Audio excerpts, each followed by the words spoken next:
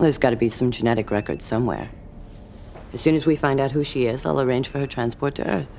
A Psi Corps rep can meet her there. Negative. She was committing a theft when she went down. She's under station jurisdiction until that is dealt with. She's not going anywhere. You're not being reasonable. Fine, it's my call and I'm making it. Excuse me, but until this is resolved, she is still my patient and I'm ordering you out. Both of you. Hi, I'm Rachel. And I'm Matt. And this is We Are All Kosh. We are all Kosh. Babylon 5 rewatch.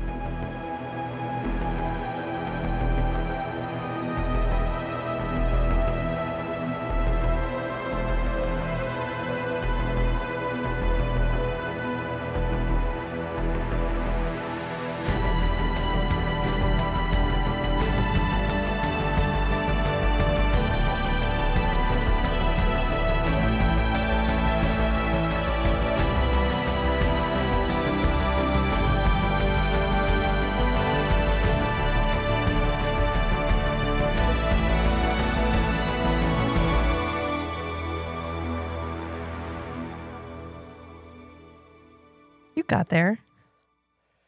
It's a symptom. I'm here. It's a symptom of you being on vacation all week. Yeah. So we're going to squeeze this one in, but we're not going to be able to make it for next week. So next week we will be on vacation, but then we will be back. It's just easier. I'd rather put out a quality episode than a rushed one. And this just happens to be the month of, okay, I'm gone. Okay, you're gone. Okay, I'm gone. Okay, you're gone. And there was a hair on my microphone and it was poking me in the chin. It still is. I have so many hairs poking me in the chin. That's because it's not the same. You have a beard, a very large beard. All right, this is season 1, episode 17, Legacies. What legacy do you think we're working with here? What is this a multi-layered episode title? Are we talking about the legacy of a man? It's not just a legacy. It's multiple legacies. Yeah, it's a lot happening all at once because there's the Minbari leader who is being laid out in state on a death tour, a body viewing tour, a honorary tour, and then also the legacy of decisions that were made around the war and the legacy of the way that humans and Minbaris have been treating each other in the time since the war. And even Minbari and Minbari treating each other. Yeah, just the legacy of choices that were made, the consequences, the legacies, one might say. Yeah. It was good. It aired originally the 20th of July, 1994. And I totally forgot. We didn't mention it last time because I hadn't finished Becoming Superman, and now I have. But Larry DiTillio, the one who wrote TKO. Yeah. And the other one that we were like, how do you write both of these? The one where Ivanova beat people up. He was J. Michael Straczynski's buddy from She-Ra. And I totally forgot. They developed She-Ra together, and then they were acting as story editors, but they were not getting credited as story editors. And so they were basically like, hey, if we don't get on-screen credit as story editors, even though we're doing all that work, we're either just going to do what you hired us to do, which is write episodes, or we're going to leave. And they were like, okay, you can leave at lunch. And so Larry DiTillio told him, I'll go with you, but if I never find work again, I'll have you killed. And he said he didn't know if there was a statute of limitations on that. And so every time he can for Babylon 5, he gets Larry DiTillio to write for him. When he worked for Murder, She Wrote, he got Larry DiTillio to work for him, to write. So he's been making sure that this guy doesn't hire an assassin for a really long time. And he talked about Richard Compton. Because remember, Richard Compton was the guy who quit, and then The Grail looked like a high school project because they didn't even really have a director. Yeah. Well, he hired Richard Compton to do the original pilot movie. Right. And he said that he had never produced anything ever. Didn't know what to look for in a director. Right. Straczynski had never produced anything. No. He had written all kinds of stuff. He'd been in the room while a lot of stuff happened. Yeah. But he had never been the decision maker. The man pulling all the strings. And he was afraid that if he asked too many questions, people would realize how little he knew and that it would negatively impact the process. And he said, really, honestly, it probably would have been okay. And it would have been better than me muddling through it, which is what I inevitably did. And he said, he hired Richard Compton because he liked what he'd done on, I think he only worked on one other series consistently. In every other series, he only directed a couple of episodes. And he was like, that's a huge red flag. And I didn't know that was a red flag. Mm. So I hired this guy, and he said he would make changes to prosthetics on the stage directly before filming. And then Bullshit.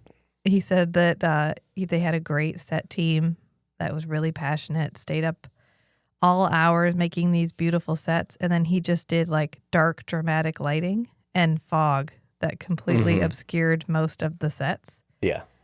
And when J. Michael Straczynski would say anything about it, Richard Compton would be like, well, we'll lighten it up in post. Come to find out, You cannot. You in fact, can't really lighten it up this in proved post. to be a lie. You cannot. He said he basically was just like, oh, it's fine, whatever. We'll fix that later. It's like And- my friend from work on the work trip is really into film photography. Yeah. And so he was describing a lot of the film concepts all week while we were walking around taking pictures of Boston. And he said pretty much you always overexpose film because you can always darken it. But if you try to lighten it too much, It'll you wash just out. get grain. Yeah. Yeah. Yeah. So he basically took advantage of his inexperience to do whatever the fuck he wanted. Yeah. And he said he got invited to see the edit, the director's cut, and he hated it because he had messed with prosthetics. He had changed it from lighting that would emphasize the characters to this really harsh, dramatic lighting that felt really stark, and he didn't want that. He wasn't very good at giving actors direction, so a lot of them were left on their own to try to figure out how to embody their characters. And he got done and he was like, I don't like it. I don't like it. And Richard Compton was like, cool, do it yourself. And just sat back in the room. back and picked up a newspaper. And J. Michael Straczynski said he sat there and tried to edit it. He was like, I could have left. I could have been like, I'll make notes and I'll come back and we'll work on it. But I didn't even know that was a thing I could do. I thought I had to sit right there and get it fixed. And so ultimately they aired what he said it didn't match the vision he had in his head. Right. Of the gathering of the first episode. But people liked it well enough. And I totally forgot he was on PTEN, Primetime Entertainment Network. And he said they kept saying, oh, yeah. Well, we really like it, but he said at first they promised him direct to series. And then they were like, okay, well, let's just make a pilot and we'll put it out there and see how it does. We said, but no focus groups. Yeah. He said, make a pilot and we'll just do the pilot, but we're not going to do any focus groups or ratings or anything like that. Yeah. And then they did that instead. Yeah. And then They did all the later focus he groups. said that they were actually maybe allegedly working with Paramount to just straight take his pilot, his series, Yeah. and create Deep Space Nine. Yeah.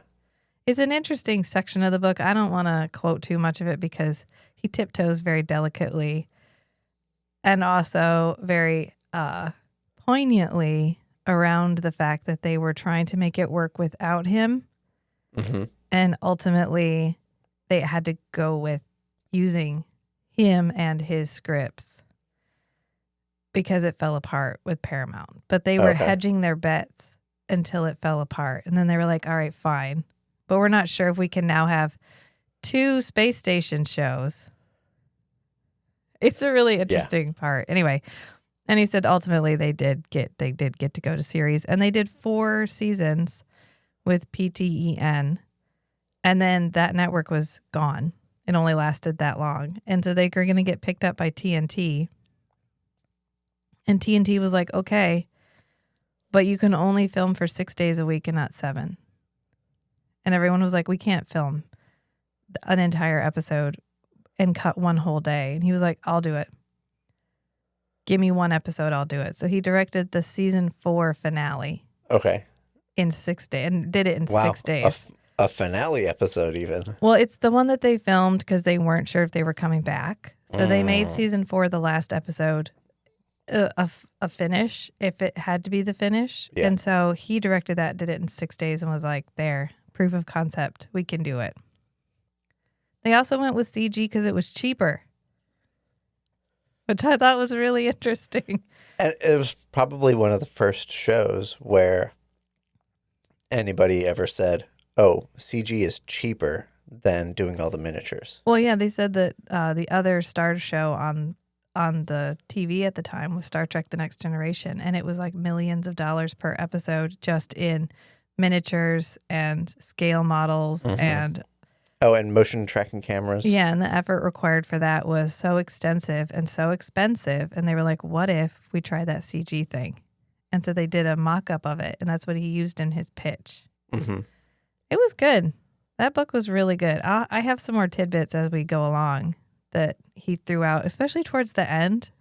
I was listening it with the kids. We were driving somewhere, and I was crying in the car listening to it talk about, we were coming back from Costco, which is a 2.5-hour trip from here. And I was sobbing because he talked about when Andreas Katsoulis died. And he said he heard from Bill Mummy, or no, Walter Koenig called him. And I was like, hey, I was talking to Bill. Did you know Andreas is dying? Because he said Bill Mummy was the one that would keep up. He'd keep all the hot goss for everybody, and then he'd sort of disseminate it out to whoever needed it.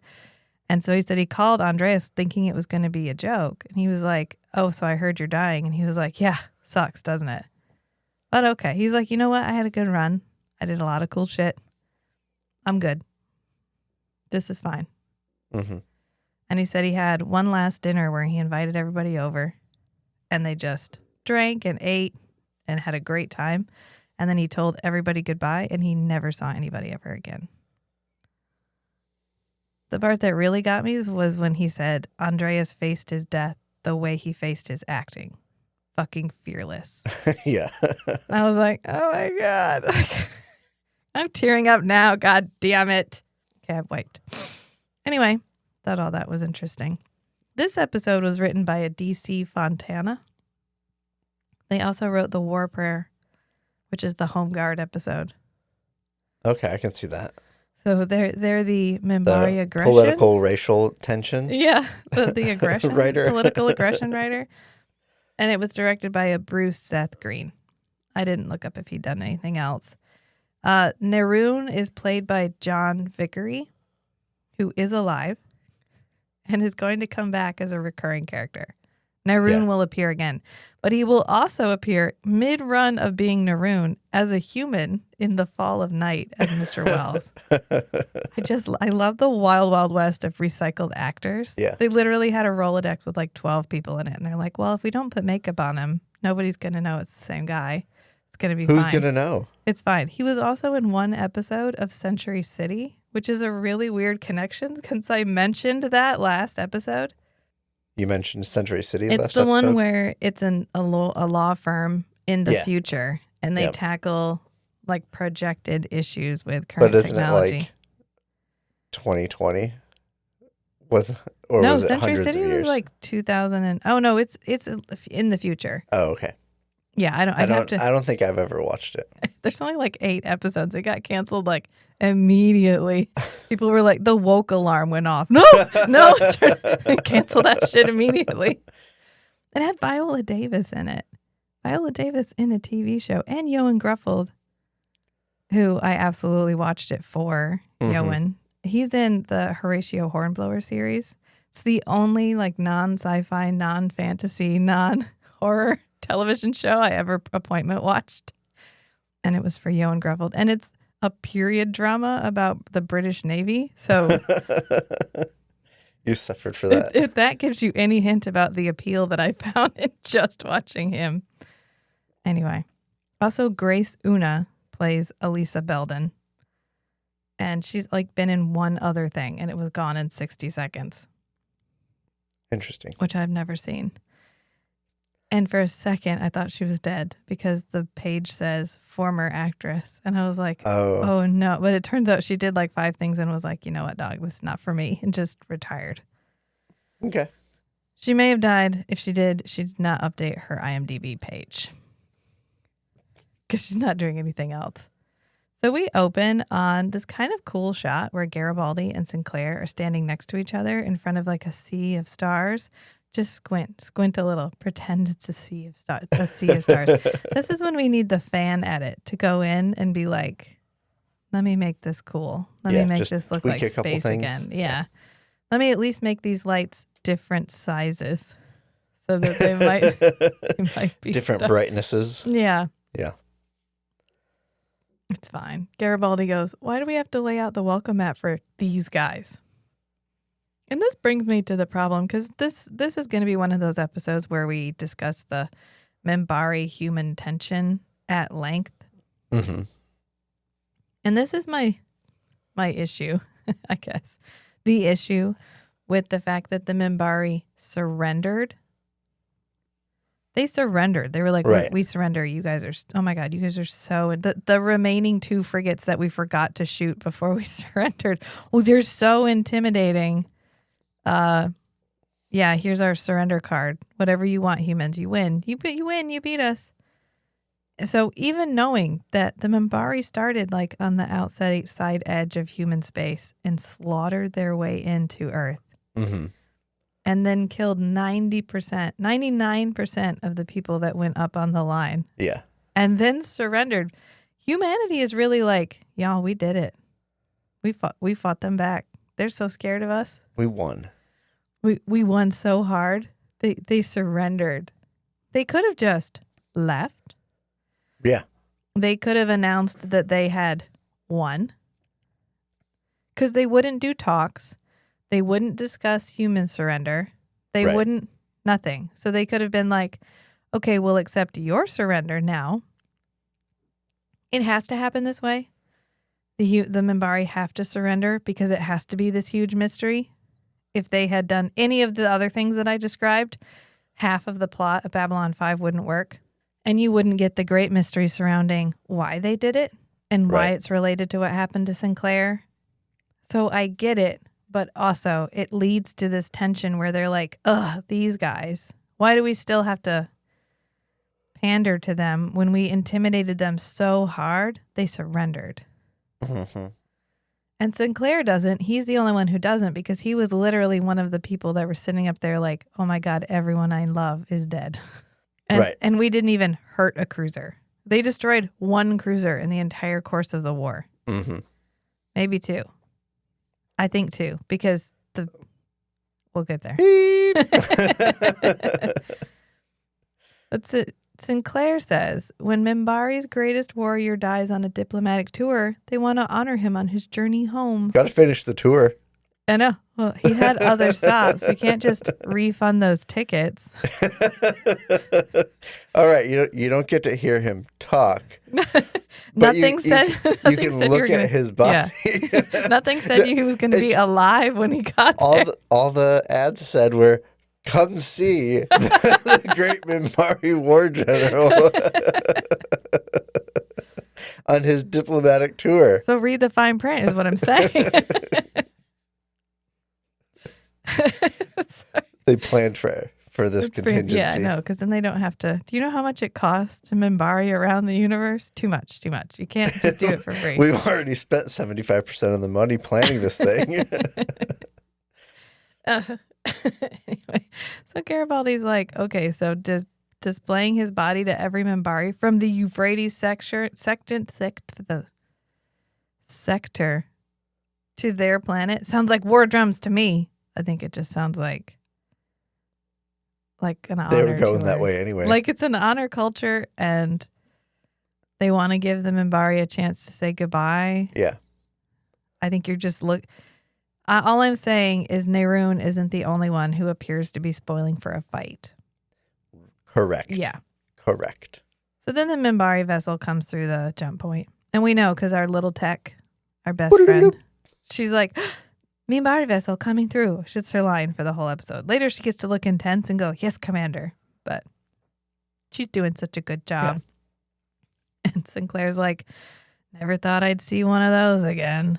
And it immediately hits him like a PTSD flashback. Yep. We haven't gotten to talk about flashbacks because there's no flashbacks in these episodes. It's really a shame. Right? Because Forever Night, we had so much fucking fun with those flashbacks. The B plot was almost always the flashback. Yeah. But I do wonder, did the guy who played Mitchell know that he was going to be in 17 episodes without ever having to film more than one single scene? Mitchell, stay in formation. It might be oh God, it's a trap. Mitchell! Oh, that Mitchell. Gotcha. I was trying to figure out who I got Mitchell a clear shot. He said that's the only thing he got to say. And then he gets to be in like every episode of Babylon 5. I'm hit, ejecting. And Sinclair's like, oh, well, they're still big and ugly. I think they look kind of cool. I think they look like sharks. Yeah, they look fish-like. Yeah, all of their stuff looks fish-like. And then we go down to the Zocalo. And Ivanova's having a pre-duty bar snack. I don't know what she's doing. They have a cafeteria. They've been to the cafeteria, but either the Sometimes cafeteria you don't food like sucks. to eat at the cafeteria. Yeah, so she's at the Zocalo having a snack, and Talia walks in, and they both look at each other like, sup? This is the real food. The cafeteria is all like recycled mushroom protein. It could be.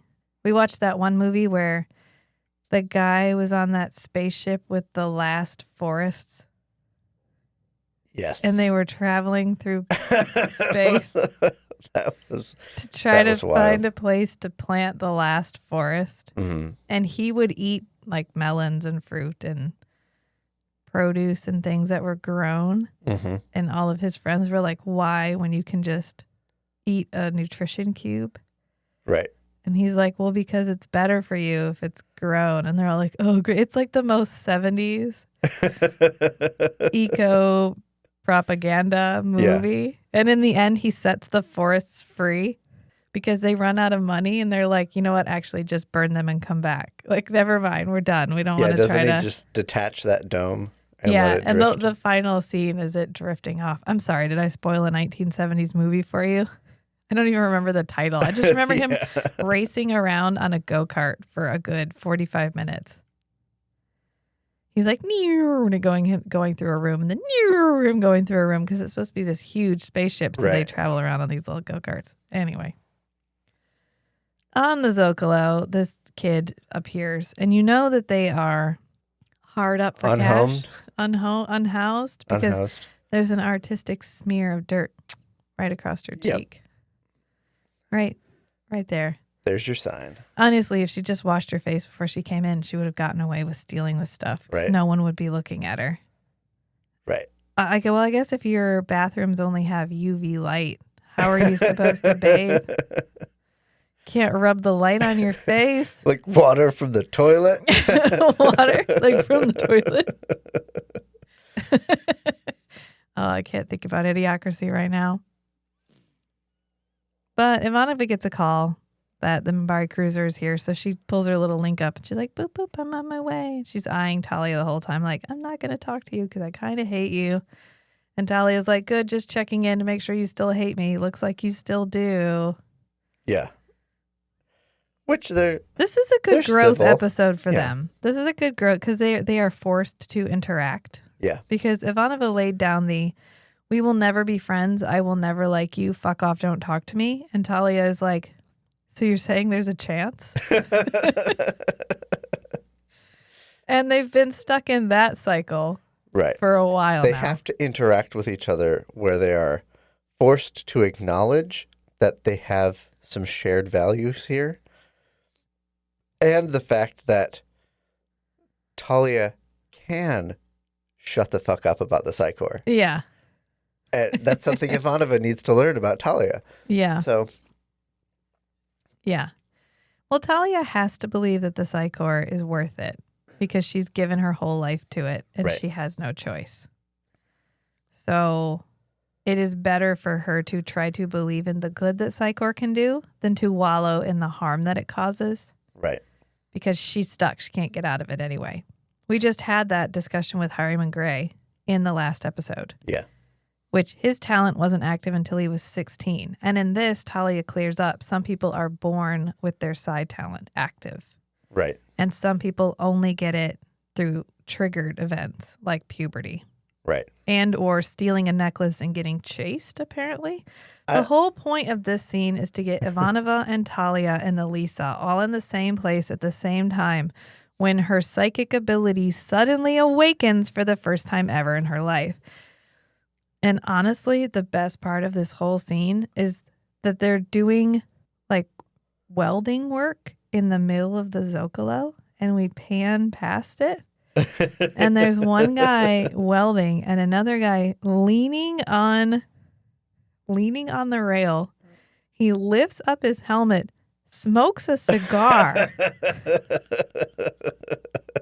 It helps with the welding. and then goes to put the helmet back down while the cigar is still in his mouth, and the camera keeps panning. Like, so, I don't know how that played out, but It's actually a nanotech cigar. oh, is that what it And is? he's just refreshing the welding fume filter that's now built into his throat. I was at a store yesterday and they had a bunch of hair care, body care products called Everyman Jack. Okay. And I had several feelings about this. One, the bad guys in the Nightmare book or the Graveyard book, which Yeah. I don't love Neil Gaiman. Don't go buy the book.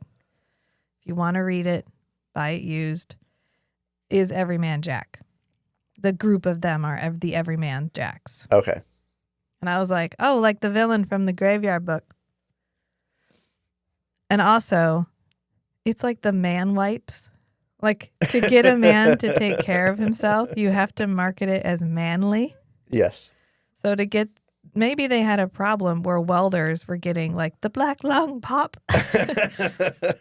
And they couldn't get them to wear face filters. But they could get them to smoke They cigars. could get them to smoke cigars.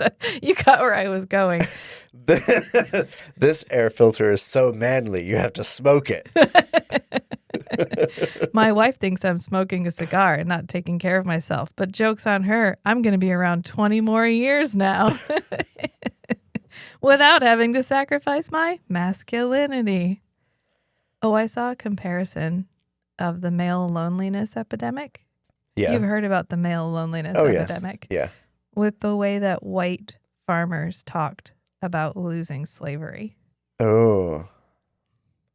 From my perspective, the male loneliness epidemic is a lot of like men on men damage because there's so many men that I can't have an actual like friendship relationship Yeah. to you because you support fascists. Yeah. Or you're so stuck with being an alpha bro Yeah. that you can't be a good person. Right. You can't actually interact with me. Right. But the same way that a white plantation owner would act about losing slavery. Yeah. That's just a thought, thing to ponder, but put in the wheel. Because in the meantime, Elisa Belden collapses. She steals this necklace very graphically, like, ka-chook, like takes it off, and then she like fumbles around with her bag for a while. She could have just swept something into her bag and the guy would have never known. Right. But she goes for this high up necklace. Right. She's not good at it. It's a whole situation. And as she's running away, she's like, oh God, and she falls over. And Talia's like, oh no, she's taken a mind burst. Get Dr. Franklin fast. You know this girl? No, she's just taken a mind burst. She's a telepath. She's a telepath. She teched the tech. She's taken a mind burst. She goes, get Dr. Franklin quick. She's a telepath. She's taken a mind burst. I just can't get over the mind burst. Sent me. Yeah. I'm just imagining the actress being like, she took a mind burst? Really? Can't we just say? And then they have to do several takes, and she's still incredulous about the word. Like, they would have different words for it. They'd have more they call it a mind eloquent burst. names for things. Not necessarily.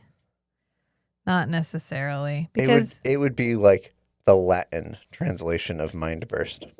So while Elisa Belden is having this meltdown in the Zocalo, we go back up to the CNC because they're like, oh my God, we scanned the Minbari ship and they're coming in with their gun ports open. She's armed for a fight. And they're all like, oh my God. And then we go to intro. 10 years after the Earth Minbari War. Okay, so it's been 10 years. We've had 10 years of living side by side with the Minbari. Of many, many humans working closely with the Minbari. A lot of many humans studying the Minbari. As much as the Minbari will cooperate. You heard earlier on, they were talking about the stack of information they have about the Minbari. Yeah. Yeah. And they don't know what this means. They don't know. They've never been greeted by the Minbari in the 10 years since the initial problem, since the initial tragedy that sparked the war.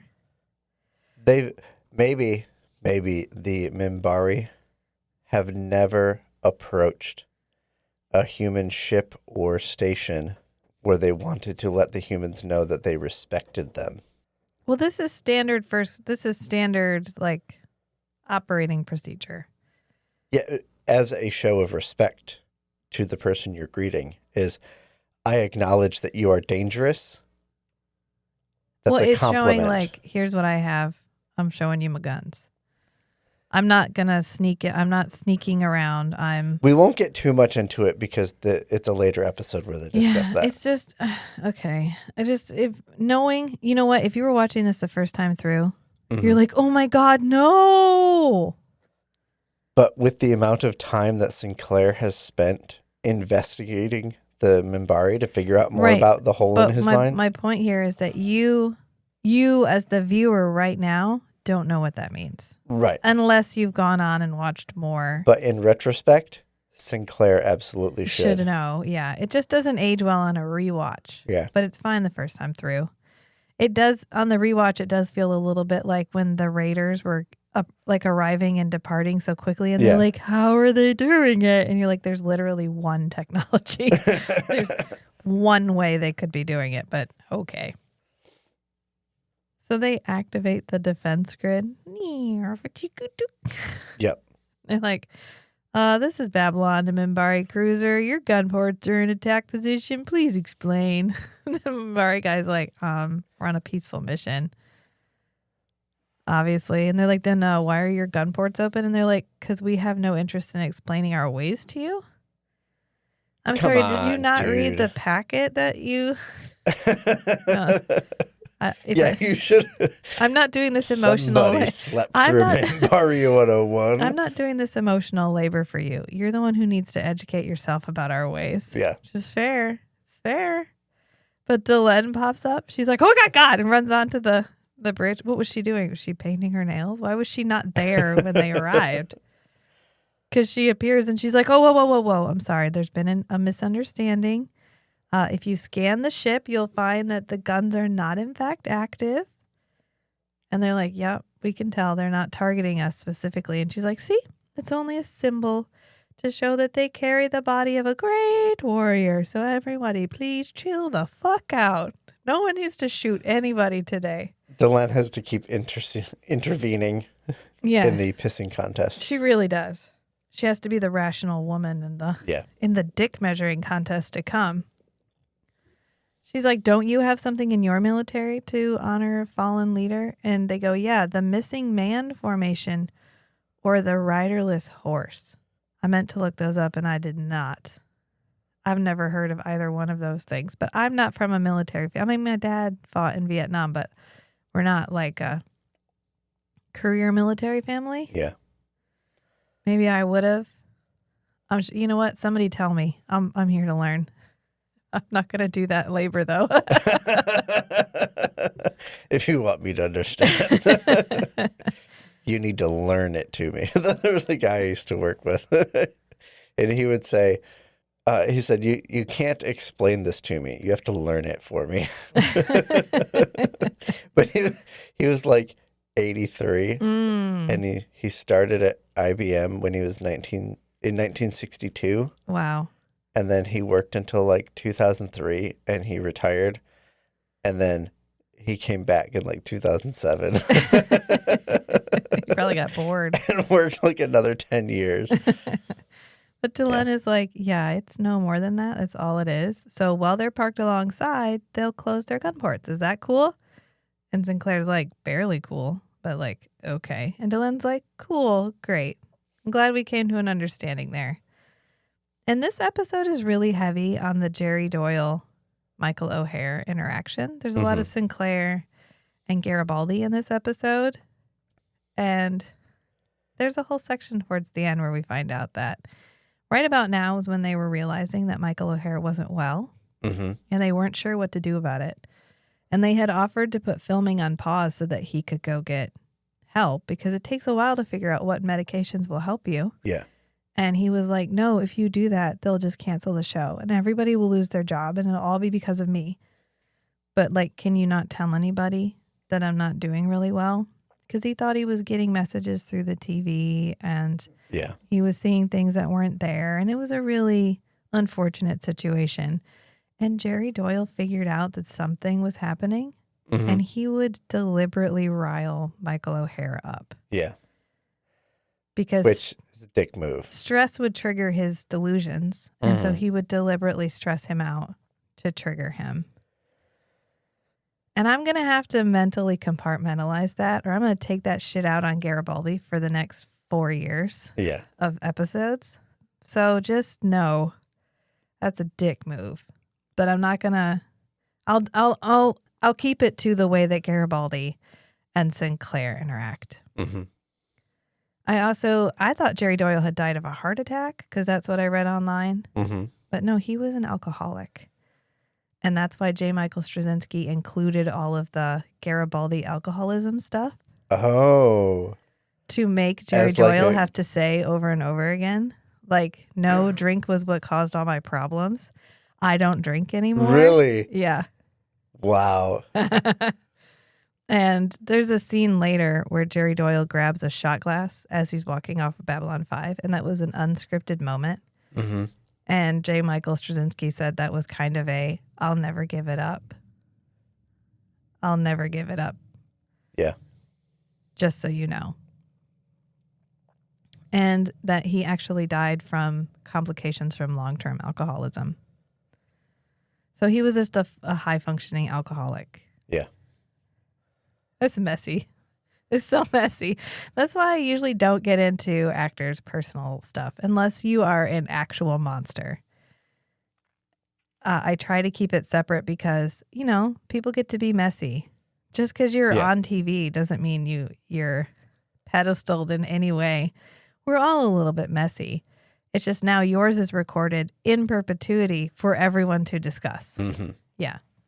So even now, years after his death, we get to talk about how he poked the fucking bear because he probably was one of those dudes that like couldn't stand when other people had weaknesses. I could see one that. of the like, I know deep down I have a problem, but I will never admit it. So I don't like to see other people with a problem because they remind me that I might have one too. Yeah. And so I have to be superior to them in some way because my problem isn't a real problem, not like theirs is. Right. I can get mine under control whenever I want. Yeah, I could quit. So anyway, that's just something to file away in the back pocket. I mean, something about I retired to become a conservative talk radio host kind of would lead me to believe you're also the kind of person that doesn't really respect other people's mental health. I saw a story. This person was explaining that they had a libertarian coworker. Well, they had a coworker that was extremely libertarian until they said they took MDMA and realized other people have feelings too. Hey, whatever road you take to get there, man. Yeah. Oh, you're a person too? Oh my God. Mind blown. But Dylan is like, I gots to go. I got to go meet the cortege. What is a cortege? Cordage. I don't have a phone. Damn it. The accompaniment around the body? Yeah, but she says it twice. And it's weird that it's a weird word to use. You're not going to meet the group. You're not going to meet the honor guard. You're not going to meet You got to throw Minbari words in there once in a while. No, she uses like a French word. Cortege. Cortege. From French? Let's see. I knew it was French.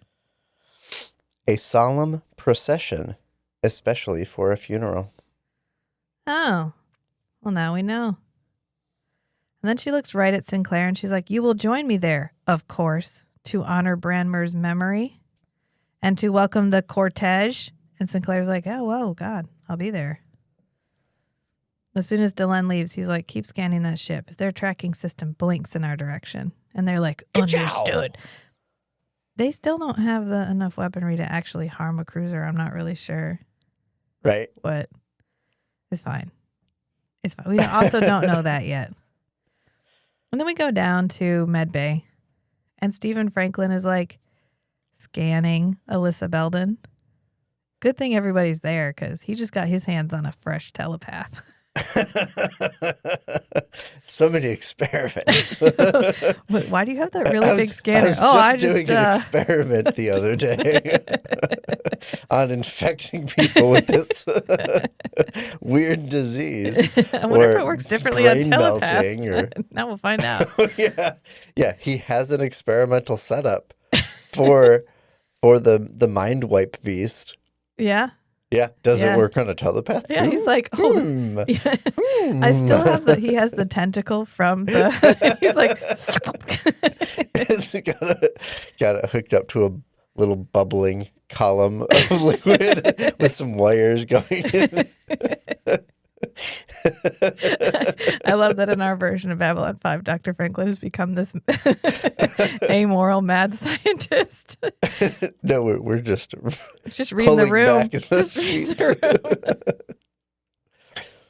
But he's like, what happened to her? And Talia's like, oh, God, I already said it. She took a mind burst. And they're all like, can you put that in regular human, please?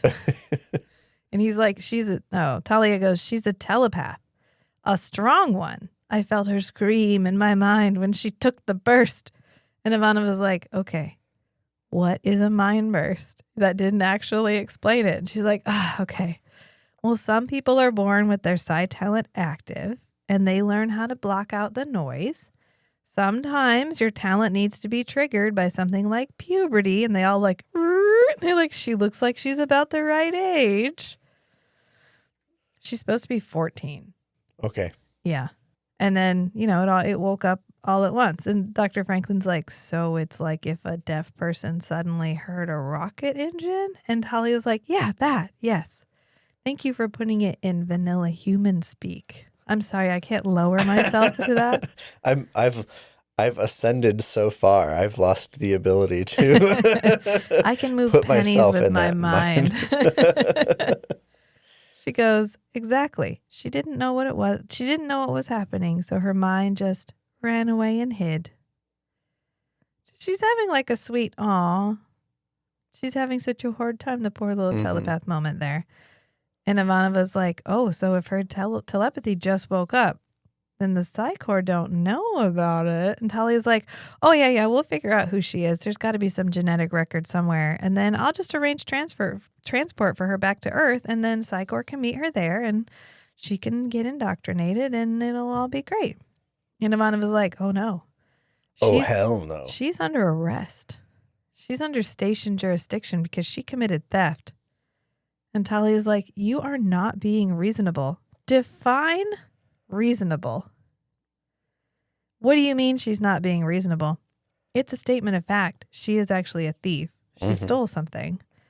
She can't just get out of that because now she's a telepath. Also, Ivanova has every reasonable reason to believe that Psi Corps is dangerous. Yeah. They have literally had Psi Cops show up on the station, take over the station, try to murder a guy on the station, the guy who was only there because he was in super secret mind medical trials run by the Psi Corps that turned him into an extra-dimensional being who nearly destroyed the station and had to get off the station before he ascended to a higher plane of existence. I kind of think Ivanova has every reason to be like, can we pause a moment before we put her in Psi Corps? Right. And Ivanova's like, reasonable, great, heard, it's my call anyway. You're just a licensed commercial telepath. You don't get to tell me what I can and cannot do with people that are on my station. Right. And Dr. Franklin's like, actually, since she's my patient, I'm the one in charge of her right now. So I'm ordering both of you the fuck out of my med lab. This whole episode is two people getting in a pissing contest, and then the third party who's actually trying to do something like reasonable has to keep intervening between Just get in the pissing car. contests. Let's fucking go. Yes. The two people in the front arguing about who has the most right to being in the front seat. And then the person in the back that's like, if we just drove, we'd already be there. It's a fucking drive. Then we cut to Sinclair and Garibaldi.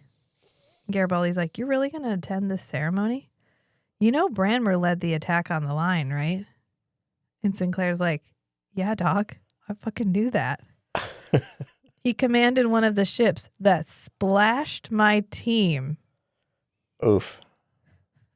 I get they were going for like a slang. Like, yeah, he's using a fun colloquialism with his friend, but splashed feels very graphic. He dematerialized. He whatever. Disassembled. Disassemble. He's like, but the war is over, which is the most reasonable statement that anybody makes in the entire episode, really. Because he's like, the war's over. At least that's what I keep trying to tell myself. So giving the Minbari this courtesy is a sign of respect. And we're doing this for diplomacy, Garibaldi. And Garibaldi's like, okay, but if you ask me, this is going to be nothing but trouble. And it makes you wonder, is Garibaldi prescient? Or is he just so paranoid that sometimes he's right? It's like a clock. It's like a clock. A broken clock. A broken clock is still right twice a day. If you catastrophize all the time, eventually the worst possible thing will happen and you will be right. If you're in military time, your broken clock is only right once a day. Maybe that's why he's Mr. Garibaldi. Yeah. He's like, I can't give it up. But we know that a Minbari thing is about to happen because we hear the doodle-doodle-doo, doodle-doodle-doo, like Minbari riff. The elf flute harp music. I'm almost positive this is the exact same music we played in Parliament of Dreams. When it was the Minbari religious ceremony. They're like, doodle-doodle, boom, boom, boom, doodle-doodle. I wonder about the Babylon 5's equivalent of Fred Mullen. Did they have somebody that was doing all the music? Like the one guy. Yeah. Probably. And he was probably like, well, I'll just pull my Minbari sample, click, drop that right there. Yeah, we talked to a guy who did sound for television shows of this time period, and it was really fascinating. They would literally send him an unscored tape. He would put it in. He'd sit there with his keyboard, play music through the whole thing, record it, and then send it off back to them, and they would just be like, cool, thanks. They would, do the professional sound, they would perform his songs. No. Well, sometimes he performed the songs, but it was literally just him, and he'd send it back. Well, he had a team that he sent to. And overnight they would more formally record it and place it on time it correctly, get it all synced up. It was really fascinating because I was like, how did you do it when you didn't have a computer?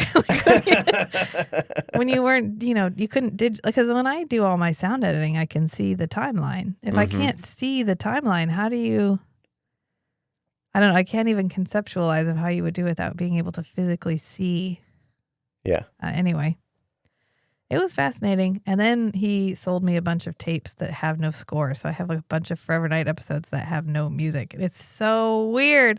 And there's also no Foley sounds. So they'll pick up a walkie-talkie and there's no whoosh. Right. Because there was one scene where where Skanky gets on the Walkie-talkie. walkie-talkie, and whenever it's him listening to the walkie-talkie, it's literally someone like standing next to the camera yelling from off stage. Yes. Yeah, it was really interesting. But Delenn meets Naroon, and she's like, "Sup, Naroon?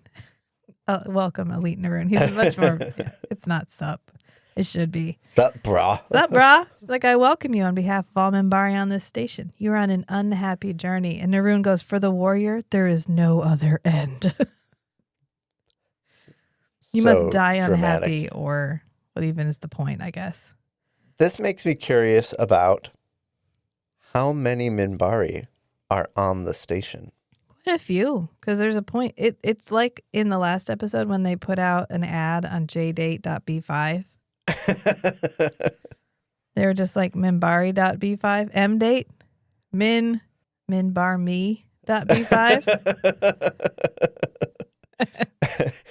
I'm just thinking we see a fair number of Centauri Yeah. just wandering around. I have a feeling the Minbari just sort of stick with themselves. I mean, they're not going to the Mutai. So in They can't drink alcohol, so they're not at the lore casino. explanation is the Minbari just keep to themselves. Yeah. Film production explanation is the Minbari head crest is a lot more makeup work. Well, to make them each And so- individualized. Yeah. Yeah. And so it's cheaper to just do like Narn and Centauri because the Narn is just a whole head thing. Yeah. And then the Centauri just is spike just what hair you spike- got. Yeah, spike up whatever hair you got. Yeah. But the Minbari is like a lot more involved. Could be. Oh, we have quite a few. We only see them from the back. Okay. I don't know. But Delenn introduces Sinclair. She's like, "This is Sinclair and Ivanova and Chief of Security Garibaldi." And they have arranged the place where we're going to take the body, which we finally see the casket. And it was a cool idea to make it glow Mm-hmm. because then you don't have to. I was like, we're not going to see a dead body. That's not going Right. to happen. Not on network television in the 90s. Mm-hmm. No, it's just a glowing casket-shaped box, which later he opens the lid dramatically in front of the camera, and it straight up looks like duct tape. Yeah. It has the duct tape texture. I was like, did they The- duct tape together The some analog blur. glowing does a lot. panels? It just... I've been playing. They did they call it the pixel remaster of all the old school Final Fantasy games. Yeah. So I've been playing Final Fantasy on the console, and I've been playing with just the default settings. But then I was poking around like the graphics settings, and they have one. I think they call it Classic, but it adds the scan lines. Oh. And so when I went back to the regular gameplay, it's like, oh, okay, this actually looks like a CRT screen would like with the extra blurring and stuff. Yeah. And so all the textures look smoother and everything. Right, as Like, they should. okay, good. Why is this not on by default? Right. Yeah. Well, Naroon is like, it's a worthy thing to honor the Shy Elite. Thank you. And Sinclair's like, it's worthy that you honor this place with his presence. Woo! They're just have an exchange Yeah. here. Nobody Yeah. woos. Being diplomatic. They're being diplomatic. Garibaldi walks them off to where they're going to put the body, which they must have cleared out a box room for. Mm-hmm. It's fine. Although bad stuff still happens there, so it must be like a slime chunk in Minecraft. Even if you clear it out. You'll still get stuff spawning there. Exactly. And Delenn's like, thank you for doing this. You know, everything's really satisfactory. It's simple. I mean, it's real simple, but it's elegant. It's nice. Thank you. Mm-hmm. And Sinclair's like, thank you. Who is Elite Naroon? Who is that guy? And Delenn's like, oh, that was Branmer's aide and executive officer. They were best friends for 15 years. He served They with him. shared a cabin. We're pretty sure they just like to cuddle. Historians will say, I'm just kidding. Their letters to each other were full of hyperbole. Yes. Oh, I saw a grave. Somebody put up a picture on Memorial Day, which is today, of a grave for this soldier. And it was like, Oh, they gave me a medal for killing 2 men and discharged me for loving one. I Yeah. was like, oh God, I'm going to cry again. But basically, he was his second in command. And that's who he is. So he was like his executive officer, his XO for, or I don't even know how to say that. I probably said that completely wrong. He was his second in charge for 15 years. And Dylan's like, but anyway, I would like you to be present at the viewing of the body. And Sinclair's like, sure, of course. Yep. Okay. And she goes, I sense some reluctance. And he's like, well, he was a canny enemy. It's difficult to forget that. Mm-hmm. And this is where Delenn gets a little vulnerable because she's like, well, he was a great warrior. You're right. That's why his body's on display like this. And Sinclair's like, you mean you don't normally do this? And she's like, yeah, no. This is not a thing that we do. But the Star Riders, his clan, insisted on it. And Sinclair's like, oh, I'm sensing some objections. I don't think you like this. And she's like, my preferences were not under discussion. And also, this whole discussion is now concluded. Good day. I say good day, sir. Leaves. It's interesting that she asks him to be present when they are going to open the casket, knowing full well there will be no body in there. Mm-hmm. So this is not diplomacy. This is plausible deniability. Well, I wouldn't have invited you to come see the body if I knew it was going to be gone. So It must not be me who stole it. Wink, wink.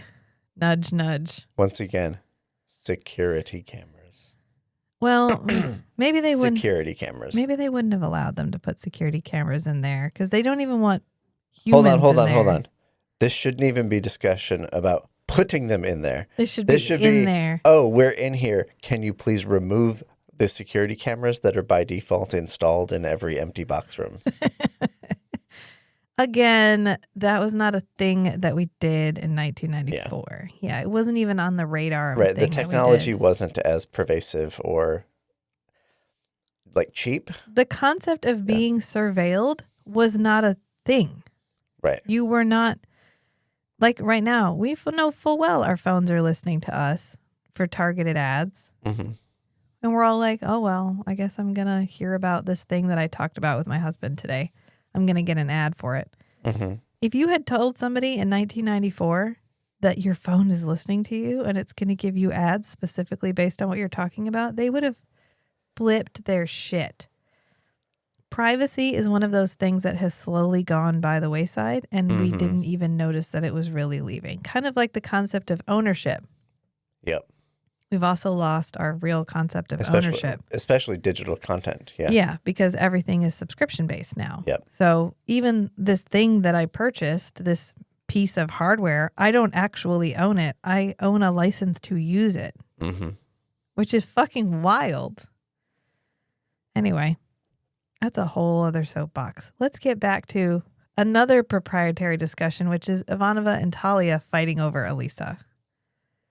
What it boils down to is Talia wants Elisa to go to the Psi Corps because she doesn't really believe that there's any other choice. And Ivanova is like, I'm pretty sure there is. In Earth-controlled environments, there isn't. There is no other choice. Correct. But luckily, this is an international, This is interplanetary. Yeah. It's in neutral space. This is neutral space. It's not technically an Earth jurisdiction. Right. Yet. But if Ivanova lets her leave the station, all bets are off. Right. So she's like, she's going to stay here until she has a chance to really sort through all of her options, which it turns out are Psi Corps, drugs, the Narn, or the Minbari. Yep. What about the Vorlons? What about, oh my God, no. She go hang out with... No. No. This is when Elisa wakes up and Talia's like, calm down. Do as I say. Build the wall, Elisa. But I think this goes well. But She does a good job of... I was trying to recreate the reverb with my own singular voice because she's getting, and apparently Talia thinks and says the same thing at the same time. What would that be like? So it's like a double echo. Elisa, don't do that. Yes, this is Elisa's perspective. She's both hearing it with her ears and with her mind. Right. What would it be like to be around someone who has no inner monologue? Just silence? Cold. Alien. Ugly. All right, fine. I don't have an inner monologue. So I have several. together we're one whole person. Don't worry, I got enough internal monologue for you, Rachel. We were talking about it with the kids.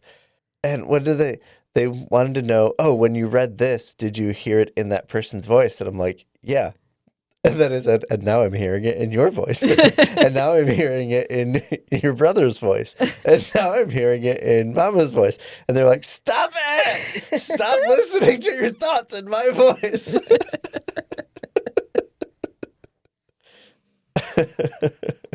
Yeah. I don't know. I don't know what that would be like. I saw one thing about telepaths and just not like staying out of it. It was hold on, it was a reference to it was about Daredevil. Okay. When Daredevil in the comics does a bunch of stuff with the X-Men. Okay. And the X-Men has several telepaths. Oh, yeah, obviously.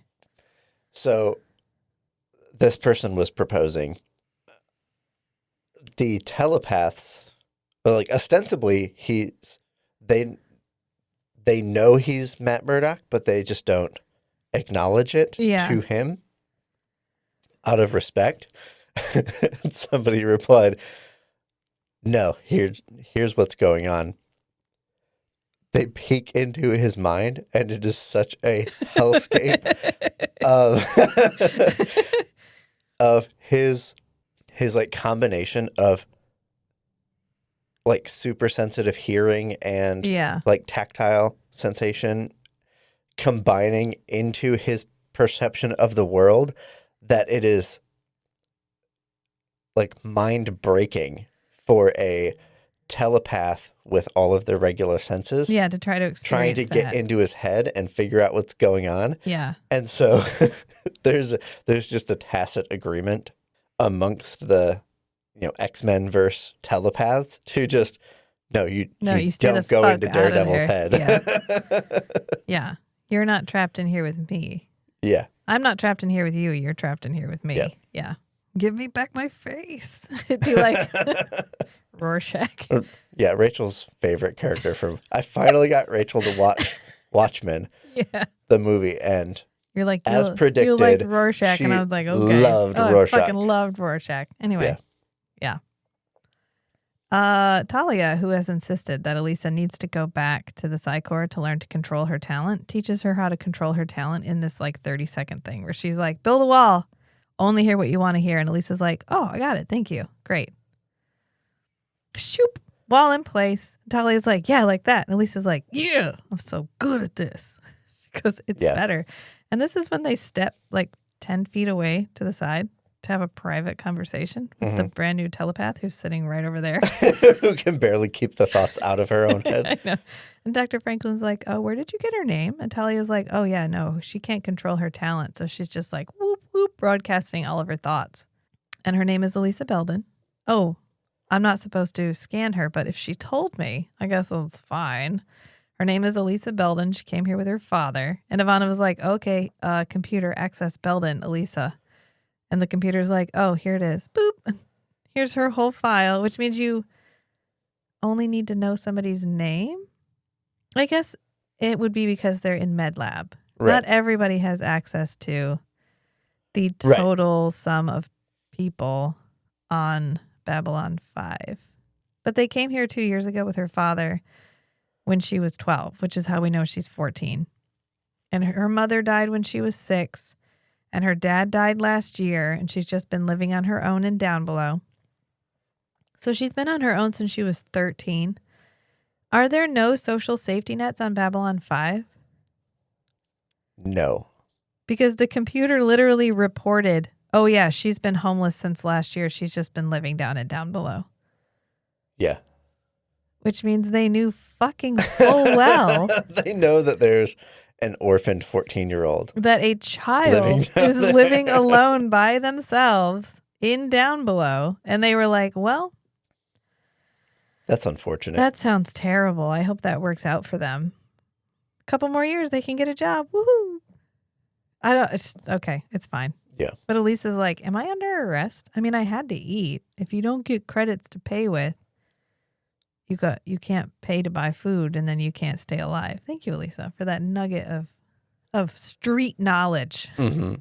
If you don't have money, you can't buy food, and then you die. It's fine. And then she looks over to Ivanova and she's like, don't feel bad about it. I'm used to doing for myself. I mean, you guys knew I was there and nobody gave a shit, so I had to take care of myself. What's changed? Oh, Yeah. I'm a telepath? That's what's changed? Oh, and now you're going to treat me like an actual person? Wow. Thanks. Yeah. Oh, and I'm not just a lonely orphaned girl anymore. Now I'm a telepath. Now I have career options. She goes, my mom died young too, same as yours. And Ivanova's like, stop that. Get out of my mind. And this is when Elisa's like, what's the matter? I can kind of see why this lady retired from acting. But she does fine. She does You know what? fine. She's a perfect one-off character in a 1990s television show. She does a great job. This is when Talia's like, yeah, you really don't want to ever read anybody's mind without their permission. You will do this the remainder of the episode. But just so you know. In fact, it will drive the plot forward. But let me state, just for the record, you don't want to read anyone's mind without permission. Okay? Quit it. Quit. Stop. Don't do that. No, don't. Oh, you. Oh, you. Gosh, shucks. Oh, man. You scanned another ambassador? Elisa, I'm sorry. I'm going to cover that because Ivanova, who is so staunchly against anyone touching her mind, takes her around to scan multiple people and then is like, what was it like? What did you see? In fact, she takes her to see the Minbari ambassador, knowing that this is a young, powerful, untrained telepath, and is like, would you like to go meet with some high-level diplomatic people? Would you like to go do that? And Lisa's like, hell yeah. So they go to see Delenn. She scans and she everybody scans she meets. fucking Delenn so hard. Delenn like blips for a moment. She's like, ooh. And then she's like, I gotta go. I got all the information I needed. Delenn knew full well that girl had just scanned her. Yeah. And then as soon as she walks out, she's like, Delenn stole a fucking body. And they're all like, great, we can use this information. That wasn't illegal. Yes, this was. I think if Sinclair like officially discussed it with Delenn that, hey, this rogue telepath scanned you and then gave us information from your mind, any like formal inquiry into that would get dismissed because this was an unlicensed telepath. Oh, this is a house of cards. Yeah. This plot is a house of cards. If at any point someone wasn't lying to each other, it would all fall apart. But because we're all in this mutually assured destruction spiral of knowing the truth, but the truth would destroy us, that's the only reason it all stands. The only person who's not doing anything actively horrific this entire episode is Elisa. It's not her. She's a 14-year-old girl who just became a telepath. And these two grown-ass women are fighting over her. And then one of them, in revenge, starts taking her around to scan other races. I'm just imagining if she got taken to see Londo. Scanning Londo. There's probably definitely a reason nobody took her to Londo. They were like, you're too young. You're too young to see what goes on in his mind. Exactly. I'm just imagining her like running out into the hallway and throwing up.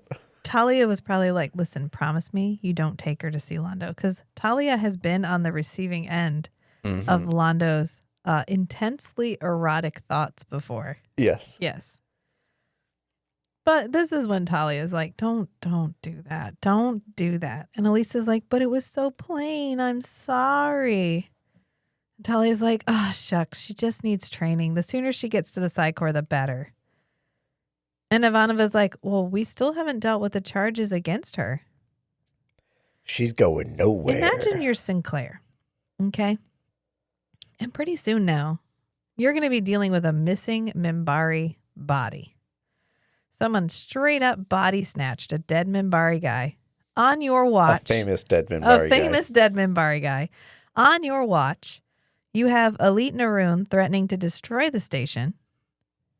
You're in a shitstorm of diplomatic intrigue, okay? And then Ivanova shows up. And Ivanova's like, oh my God, this 14-year-old girl became a telepath and I really don't want her to go join the Psi Corps. And I just really need some help right now.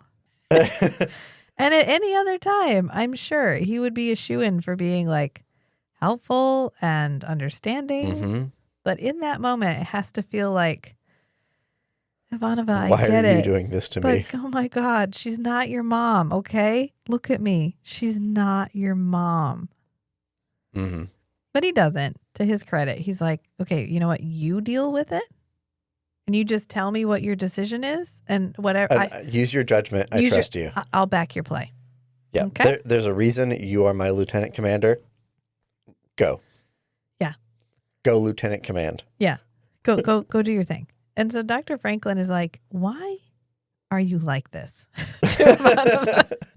He's like, is there a reason you're doing this? It's just yes. Yes. She's not leaving here. Yeah, she doesn't tell him. No, she doesn't want no one. I would also not tell Dr. Franklin all of my secrets. Right. There's no knowing what he would do. You'd get put on one of his special lists. Right after Sean, which just has a pencil mark crossed through it. Mm-hmm. Remember Sean, the little boy? Yep. Yeah. Yeah. R.I.P. Sean. We forgot about you already, but R.I.P. She's like, she's not leaving here. Okay.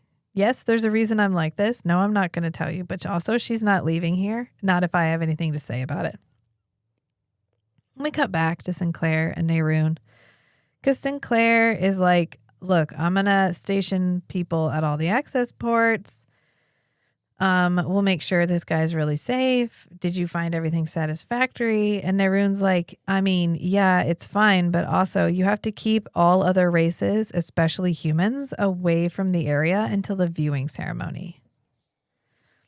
This is Little Minbar now, and I get to put whoever I want to here, and you don't get to put anyone here. And he's like, okay, but like Garibaldi will, and he's like, no, you don't understand. I don't even want security. Any humans. No human security. This is where we need the spin-off show, like Below Decks, but it's like a episodic, like procedural show of, day in the life of Babylon 5 security. Yeah. With the human and non-human partners.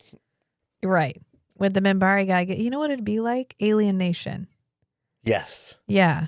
We need an Alien Nation style show, but with Minbari on Babylon and the humans. 5, yeah. Yeah, that'd be so good. Yeah. And then we say, oh, okay, we have a few like Minbari and who else would they? Maybe the Drazi. Yeah. Anyway, Pak Marat. There's some really fun ones in there. And then Nagrath. Nagrath as the criminal informant. And Nagrath is a criminal informant to everybody. Everyone, yes. Oh, I'll go talk to my contact. It's always Nagrath. But Naroon is like, I've arranged for Minbari guards on the body, and it's going to be fine. Like, none of them will interfere with they're just going to guard the body. And Garibaldi's like, now, wait a minute. I'm security. I need to be securing this shit. And Sinclair goes, hello? Diplomacy, Mr. Garibaldi. Diplomacy. And Garibaldi shuts up because he's like, okay, diplomacy, whatever. And then Sinclair's like, anything else? And Naroon is like, I think that'll do for now. These are my requirements. I've stated my wishes. I want that area to be mine. I want to be able to secure it myself. I don't want any other races to go near it. And I trust my demands will be met. And Sinclair's like, this is my station. I don't actually take orders. I can take a request. that I can then I say think- yes to. I feel like Garibaldi and Sinclair being together in all of these interactions, they're kind of egging each other on. Yeah, this is a bad Whereas look if for everyone. Garibaldi had not been there, Sinclair would have been more diplomatic and Maybe. said, I can imagine him saying something like, "This is my station. I don't take orders. However, out of mutual respect, I'm going to give you what you're asking for. Yeah. But this isn't an order. I'm granting you granting a a request. Yeah. But you're not in control here." Right. Well, I think Sinclair's triggered. And Yeah. he isn't really fully aware of how triggered he And is. Garibaldi's there making snide comments. Yeah, and Garibaldi's not helping him. He's not a Right. he's not a check buddy in this moment. He's a like a wingman. Egg you on, yeah. Yeah, and it's not a An good instigator. Yeah. Yeah. Possibly like in real life. Anyway, so then Nehruun is like, okay, super impetuous. Is that how you acted on the line, Commander? Really had to poke the bear. He really be like, boop, Right. boop. Maybe, oh, I see an open sore. Let me just go right in the middle there. Yep. And Sinclair goes, this isn't the line. And Nehruun goes, yeah, no, we were in control there. Wow, really? Really? This is how you want this This is interaction when the to Sinclair go? smash starts winding Yeah, up. Sinclair goes, how would you like to? And this is when Delenn steps in. The third person in the room pops in Yeah. with reasonableness and is like, it's been my experience. I loved this line. I loved this line so much. It's been my experience that discussions of old battles only interest historians. That was 10 years ago, gentlemen. Put your dicks away. Yep. And the conclusion of that battle is already decided. We can't keep fighting it. Okay? It's Right. over. And she's like, what do you think, Commander? And he goes, I think I have a station to run. So if you'll excuse me. And they leave. And this is when Garibaldi turns to him and he's like, diplomacy? How's that going for you? And then we come back because it's the ceremony. And they're like, this was the greatest of us. He was a warrior. He was a leader. The hero of the line. And okay, we keep bringing up the line. Great. How can you be the hero of the line when it was really just a slaughter? Yeah, a literal massacre. Yeah, they're like, well, he was a great tactician. How much tactics do you need against such an underwhelmingly powered force? Yeah, Yeah. we couldn't even harm the cruisers. So how much of a hero do you really have to be if you're never actually in danger? Mm-hmm. It's fine. They're like, he fought with honor, bravery, and with vision. And now he belongs to the ages. And they open the duct tape coffin. And they're like, where's the Shia-Elite? My favorite part of this whole scene is when they take the flag off the top. Oh, yeah, And those two dudes are they're trying to folding fold it. it, and they have to be like, They're trying to ceremonially fold it. yeah. And one guy has to like struggle to get They- the bottom. they do all They right. do fine. It's silky. Yeah. It's triangular. And they really had to be like, okay, now fold it. And they're like, oh, I'll then you do this and then I'll do. It looks fine. It's just really funny. Yeah. But yeah, the body went missing. A whole ass body went missing. And they're like, oh my God, Sinclair, you did this. Where is the body? And I would fire back with, I don't know, but maybe if I'd had some of my own security people there, we would know. Right, and that's the response. It is that you guys. I know. Who failed at securing it? You could- did. Sinclair could make a good case of accusing Nehruun of neglect, Or stealing the body in an attempt to Yes. like drive up tensions. and that's I hadn't remembered this episode, and that's where I thought it was going. Was that Nehruun staged this whole thing like the casket was empty when they brought it on, yeah. and then where's the body? Yeah.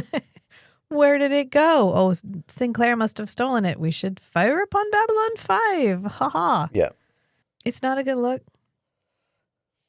It's not a great look because he gets so mad and he starts yelling at Sinclair. And Sinclair takes the high road with it. But yeah, I don't know. Why don't you ask the Minbari who were securing the room where it went? Mm-hmm. Which I get that's a little victim shamey. he's really saying somebody on Babylon 5 took the body. I'm holding you responsible. But also, like, your security was so inept. They let an entire fucking body get stolen? Right. Whatever. Garibaldi's like, I mean, we'll find it. I launched an investigation. And Delenn, real rich, honestly, Yeah. throws in with, this is a grave offense, Commander. This is unforgivable. I've launched a full-scale investigation. This is a grave offense, Commander. Unforgivable. Minbari warriors are heedless of their own lives in battle. But the body of a warrior must be treated with extreme reverence. Ranma's death was a great sorrow to us. To lose the vessel of his soul will bring his clan's fury upon you. Minbari are heedless of their own lives in battle, but the warrior's body must be treated with reverence.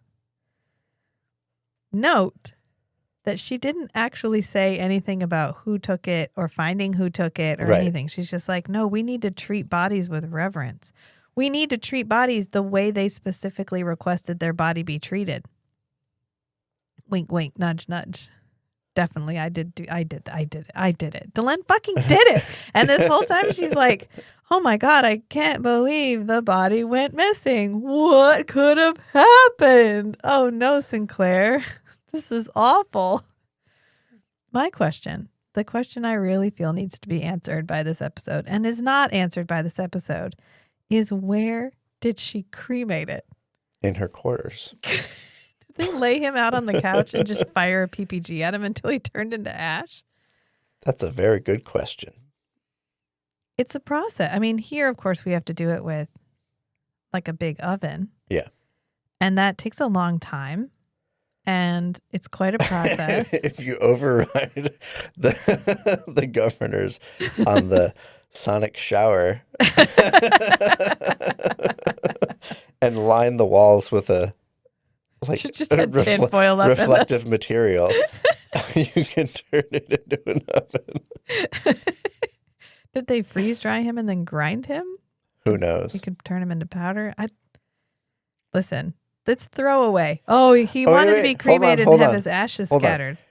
She has a ring that can make an area that she points at experience multiples of gravity. Yeah. I bet she has a ring that can she has atomize a body. A cremate ring? Yeah. I will light you on fire with this ring. No, you won't. Yeah, watch. But she didn't set off any other alarms. There was nothing. Did she put him in the reactor? I'm going with cremation ring. Okay. And I'm going she just with did it in her room where she has the sensors disabled. I'm going with she rented like a below decks, like a brown sector room. Yeah. She modified the sonic shower. Her and Lanier. Yeah. Lanier, mechanical genius. Yeah. Rigged up a portable crematorium and cremated this guy. Yeah. And the next person that comes is going to be like, wow, why does it smell like fried chicken in here? He's like, Branmer's death was a sorrow to us all. To lose his soul's vessel will bring his clan's fury upon you. We didn't lose it. You lost it, Naroon. You lost it. I want to bring it back to no other races at all were allowed near the body. Especially humans. So Sinclair's like, are you threatening war right now? And he's like, I do not make threats. You just did, though. Right. And later he'll be like, I'm sorry I threatened you. But I thought you didn't make threats. Keep up. That's the first time we mentioned threats, by the way. And he's like, the last one started with Ducat's murder, which is the first time I think we found that out. This is the first mention. Yeah. That's probably the most important thing that happens in this entire episode is we finally find out what started the war, kind of, because they're like, that was a tragic fucking accident, okay? Yeah. We didn't mean to kill Ducat. Whoopsies. Sorry. I didn't know Ducat was on that ship that we accidentally blew up. And Naroon's like, oh, and is this another accident? And he puts up air quotes. Again, Delenn's like, if I may interject here, If I may be the reasonable third party in the room, no matter how great the loss, it is not our way to let a single clan dictate Minbari policy. And I wonder if Delenn is internally like, oh shit, he's really, I thought he'd be reasonable enough to be like, well, Minbari were in charge. Right. And it went missing, so I guess it's our fault. So, Right. That was probably her strategy because he specifically requested only Minbari guards. Yeah. And Babylon 5 security agreed. No human Babylon 5 security even close to this room. If I was Garibaldi, I'd be putting like a tight perimeter outside of the Minbari guard perimeter. So then, if anything... I think your beard's rubbing on the microphone, by the way. There you go. If anything came through, it'd have to go through the human stuff before it got to Minbari security. Right. And then Narun could say... You allowed this body to be taken. So they slipped past you. And then, but then Garibaldi could say, they slipped past you too. Right. This was double layered. Right. Well, I think Delenn is relying on this being like, she's hoping that the guy will be reasonable and take responsibility for losing the body because it was Minbari on guard. And instead he's like, the humans did this. I don't know how. I don't know why, but they did it. Yeah. And Delenn's like, okay, crazy guy. I think we should just let them get on with their investigation then. And then they leave. And Garibaldi's like, wow, okay, I guess I got a few things to tend to. Fun, fun, fun, he says, as Ivanova walks in. Yeah. And Sinclair goes, Garibaldi was right when he said this was going to be trouble. And Ivanova responds with, nothing is more annoying than Garibaldi when he's right. That's a good line, too. Yeah.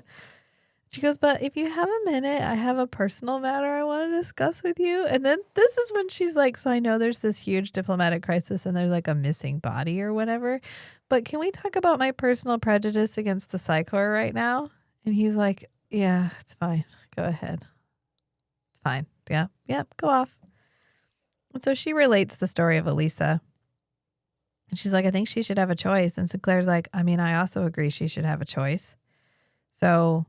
does she have a choice? What are her choices? And Ivanova's like, well, I don't know that yet, but I'm going to figure it out. I want enough authority to be able to find out what her choices are. Yeah. And he's like, all right, go off. All right. Fine. Just, you know what? Don't come back and talk to me about it, though. You handle this. Come to me when you have a solution. Yeah. It was one more crisis. You know, it's fine. I'll back your play. Yep. And she goes, thank you. Dips off. And this is when Sinclair is talking to Delenn and they're having like a drink date. And there's this moment where she's pouring him a drink and they are uncomfortably close at her little kitchenette thing. And he's is this like, where she's assembling the thing? She walks off and starts assembling it. First she has a drink and then she sets her drink down. And then she walks over and starts working on her arts and crafts project. Yeah. She works on it while Nehru's in her room, too. Mm-hmm. She's building this shit in front of everybody. Right. Huh. I love it. It's just like laying little like acrylic pieces on stuff. It's very, I don't know. They don't even interlock. They just sort of blink, blink. Right. These ones she's putting down don't interlock. Probably the interlocking pieces, as this thing gets bigger, the sets people the props guys have to assemble that for her. Something is rubbing. Yeah, it's right here. Okay. Probably the props guys have to interlock that for her later. Yeah. Yeah, and then put it in front of her. And so the next episode, she can be seen to have made progress on it. Can you imagine if she's building without this? Mira Furlan having to assemble interlocking? How does You wonder if they tried. And then she pulls up like IKEA instructions. What would you call this thing? IKEA. The Minbari version of IKEA? Yeah. The Chrysalac. Chrysalex.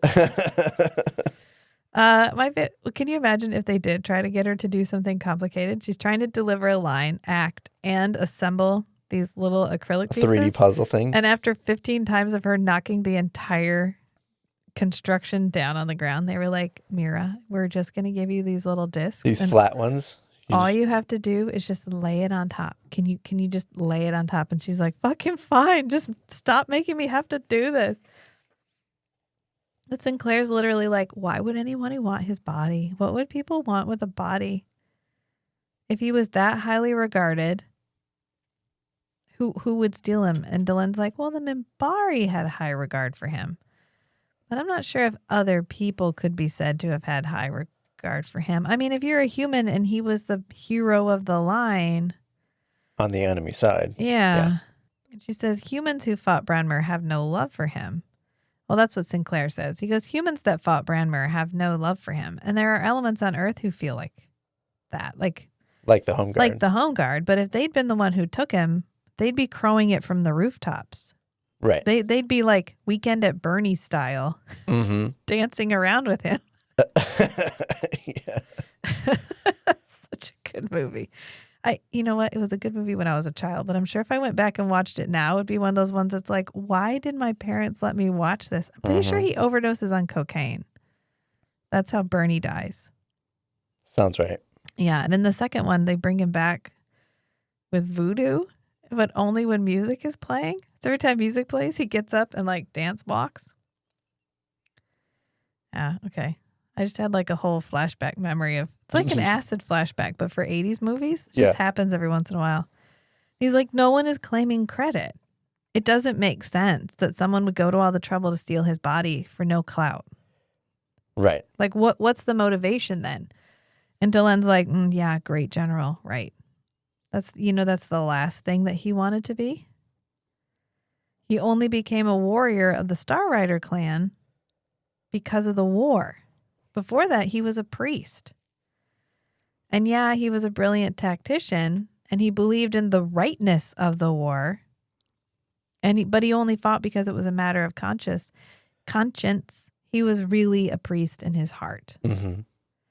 And Sinclair's like, oh, he senses an opening. That's interesting. He senses an opening, and he's like, pick.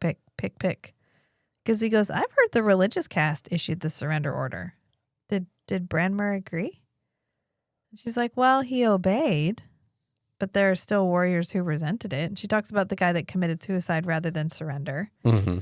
And that Nehruun was a Star Rider. He would have done whatever Branmer wanted him to do, unless it was, fulfilling his dying wish. But that's an entirely different thing.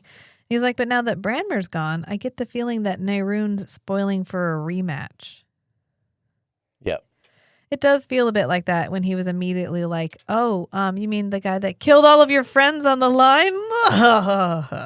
This is an interesting. They're trying to build a lot of tension between the Minbari and the humans here. Mm-hmm.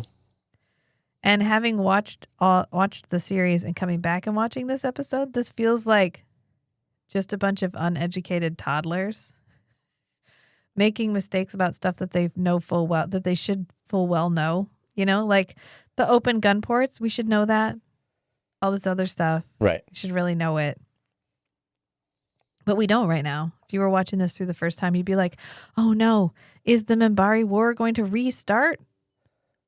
This was an interesting point that they made in the book that J. Michael Straczynski mentioned in the book that made me really think differently about season 1, which was when he created Babylon 5, not only were plot lines not through, your plot line had to be 48 minutes long, at most a 2-parter.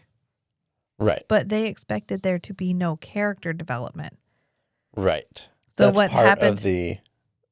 That's part of that formula.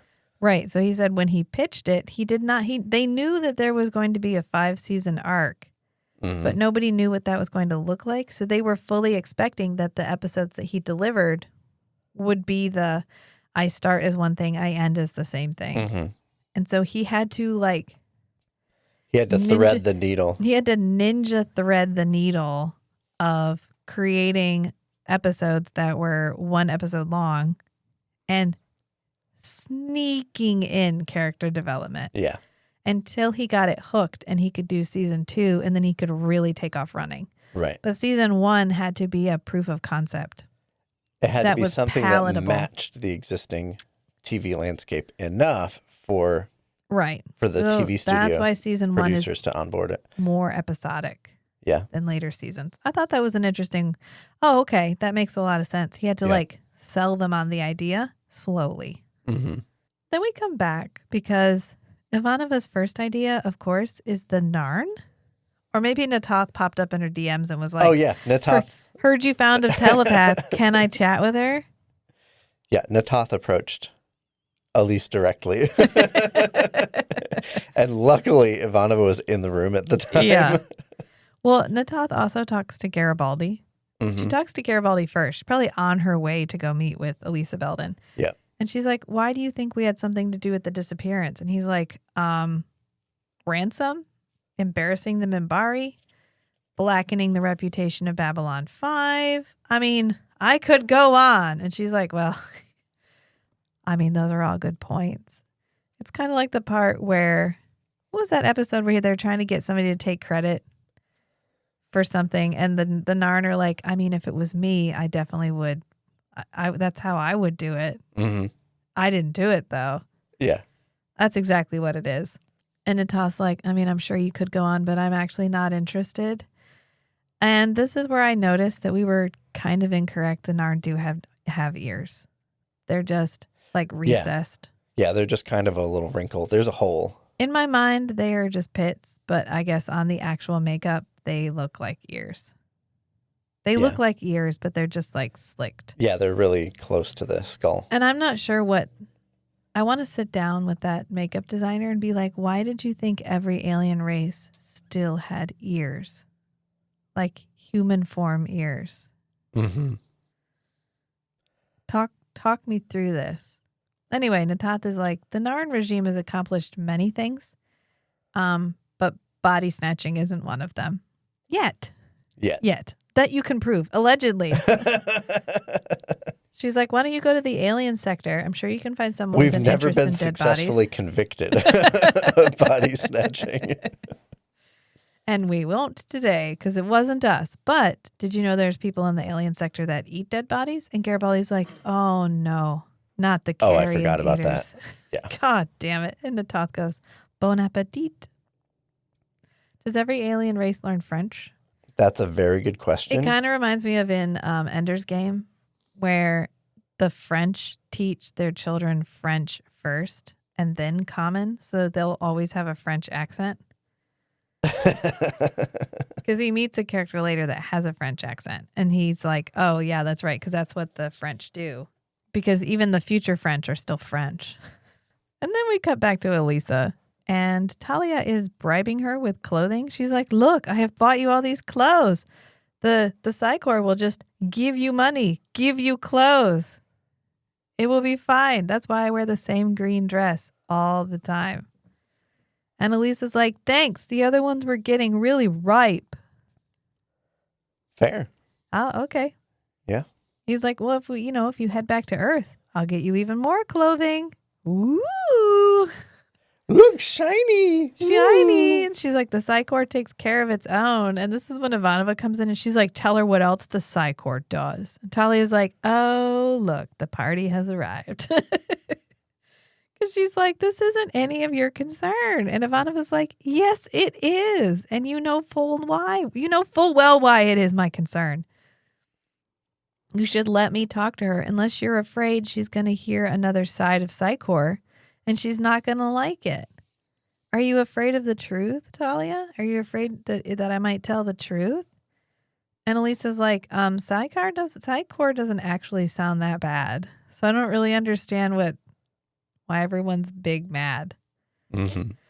And this is when Ivanova enlightens her, tells her the story of her mother and about what happens if you don't want to join. And it's actually quite dystopian. That if you develop any kind of a psi talent, you get completely removed from your daily life. You have to give up every career that you could have possibly ever wanted unless it's available through the Psi Corps. You're only allowed to contact your family intermittently. You get whisked away, taken, snatched. If you're born with psi ability, you're raised by the Corps. Yeah, you get taken as a baby. So if you have a child and they have some sort of psychic ability, You have to give up. That child gets taken from you. Mm-hmm. That's horrific. Yeah. If your child is like 12, they hit puberty and all of a sudden they have a psychic event, they're gone. They get taken from you. Every dream that child had, every dream that you had for that child, gone. All of it. That's really fucked up. I'm team Ivanova. I get regulating psych, like people with talent, like because you don't want someone, the security risk for just like your Wi-Fi password. Right. And the just in general privacy. Yeah. I understand the privacy concerns for having people who have actual measurable psychic talent. And it's very rare for people to have psychic talent. But still, there needs to be other options. I get it. I don't know what they would be, but it's dystopian. And I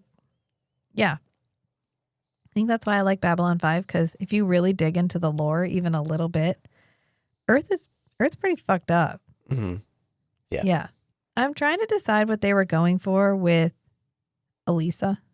It doesn't matter all that much, but like, it kind of reminds me of the Grail episode when they couldn't quite figure out how they wanted Jinxo.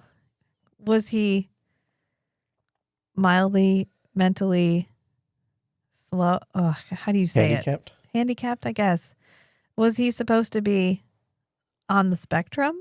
Was he supposed to be terrified? What were we going for with this character? It's the same with her. Is she supposed to be greedy, altruistic, spoiled, scrappy? Because as soon as we meet with the Narn, she's like, they're going to give me money and jewelry. And I don't even have to do anything. And yay, I'll just get to lay around and eat bonbons and give blood tissue samples. But they'll give me money. And then when she meets with the Minbari, she's like, you mean they don't get paid? So I think she's supposed to be like streetwise. Like out for. She's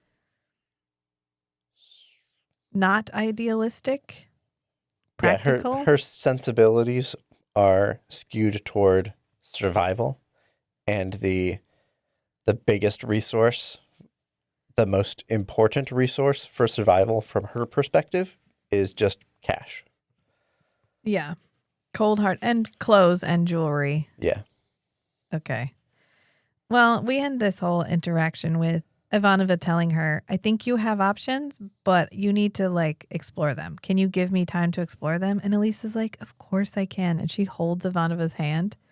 And so Ivanova goes to walk off and then she turns around and goes, can I have my link back, please? And Elisa's like, just keeping in practice, just in case. I mean, I'm pretty sure they're coded. It's not like you could sell it or anything. I mean, that thing can be tracked. So right. Yeah. And then we cut to Neroon confronting Garibaldi. And he's like, how much have you discovered? And Garibaldi goes, does the phrase not much mean anything to you? Come on, Garibaldi. Every once in a while you're like, oh, this is why this is Garibaldi's last chance. Got it. Okay. And Neroon's like, I was promised an investigation. We should just rename him Karen. They should give him the like swoop. The hair swoop. Yeah. Because Garibaldi's clearly investigating. Karoon. Karoon. It's perfect. That's what I'm going to call him from now on. So Karoon, Neroon is like, I'll promised an investigation. And Garibaldi's like, you're getting it. What do you think I'm doing? You literally interrupted me. I walked out of somebody's quarters that I was just searching. What do you think I'm fucking up to? He's like, I thought maybe he was with the Lord. They're pack rats. They collect souvenirs for the pure sake of collecting. But it turns out they don't collect bodies. They don't stay fresh. Figurines nice, but bodies they require maintenance. He's like, there's one other possibility, but ... This is when a random guy walks up and he's like, Chief, I found this outside the Pac Marat's quarters, which means Delenn cut a little section off his robe and then fucking framed the Pac Marat. Right? It just gets worse. It's not a good look, Delenn. She species profiles the Pac Marat. She's like, yep. I'm going to go ahead. Oof. And then later, she's going to be like, I was hoping he would assume that his body had been transformed A true religious mystery. so that he could take his place among the gods. Knowing full well, she also fucking framed the Pak'mara. So they go talk to the Pak'mara, and the Pak'mara like, what the fuck are you doing here? What is this? What is this? This is nothing to me. And he's like, oh, it was found on the deck directly outside your quarters. And he's like, I'm not responsible for trash in the hallway. I didn't. Right? Maybe you should clean that shit up. I don't know. He's like, this is the fabric from the burial robe of Minbari leader. His body's been stolen. And the Pak'mara are like, and? Yeah? Listen, do you know what formaldehyde tastes like? Terrible, okay? His body was on tour. I don't know how they preserve his body. But if we're carrion eaters, you know, that shit's got to have time to ripen. It can't ripen if it's there's on tour. preservatives. Yeah.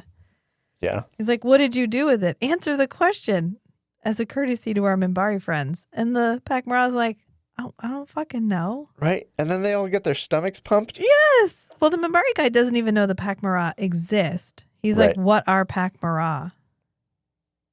Okay. I could see Naroon not knowing. Naroon doesn't know. Right. Yeah. Right. Obviously, Delenn knows. Do you think she's the one who planted it? He's like, Garibaldi goes, I'm going to have to make a deeper inquiry. And the poor Pak'mara guy is like, a deeper inquiry? Like, I don't fucking know. Jesus Christ. I didn't eat the Minbari dude, okay? And he's like, well, we'll find out because I'm going to have all of your stomachs pumped. I was thinking, here's what I was thinking would be a more respectful way to do that and just say, I'm going to need stool samples from all of you. Can I have your shit, please? Yeah. Not, I'm going to pump all of you. Everyone line up. I'm emptying your stomachs. We're going to see if there's Minbari in any of them. Okay. Oh, you know what? Okay. Oh, you know what? If I was the Pak'mara, I'd be like, this was an international incident, like an intergalactic incident. Yeah. Oh, yeah. This is a huge diplomatic problem. Accused without actual proof my people on this station of eating the Minbari what, like a tasty snack had arrived on the station and they were like, tee hee hee hee, we're going to go. This is a delicacy. They must be eating because they all live there. Right. So there must be a supply of food. So it's not like just because they eat dead bodies, they will eat every dead body. Yeah. How do they get Narn, though? Because later they're like, do you know what Narn tastes like? Chicken. Like, why? Listen, why did we throw that in there? My favorite, my headcanon is, it's common in the galaxy as like a fuck you to donate your body to the Pak'mara. Like, you want to lay me out in state? You wanted my body for your own purposes? Ha! I'm gonna get eat. I'd rather be eaten by the Pak'mara. And you literally put it in your will. Let me be eaten by the Pak'mara. And that's how they end up with being able to eat Narn. Unless they show up after battles. Like maybe the Pak'mara follow. Yeah. Like those birds that follow garbage trawls. Right. Like there's a war, a battle, and then the Pak'mara just and they say, we'll do body cleanup. Yeah. Yeah, crime scene cleanup. Literally. Like snackies. Anyway, that's a deeper question that nobody ever answers. If you have carrion eaters, they got to get food from somewhere. And then this is when Natath is talking to Elisa, and she's like, you could decorate your house however you wanted to. You could have clothing and jewelry. You'll have an allowance. Plus, we'll pay you fees for your services. We are prepared to be very generous. And Ivanova shows up, and she's like, what services? What services will she be rendering?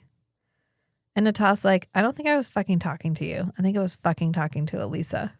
And why are you even like, talking to me? Okay, what services? She's like, so simple and yet so rewarding. All we ask is a small sample of blood and tissue twice a month. As you know, we're the only race without telepaths, which is, we covered that way back in the gathering.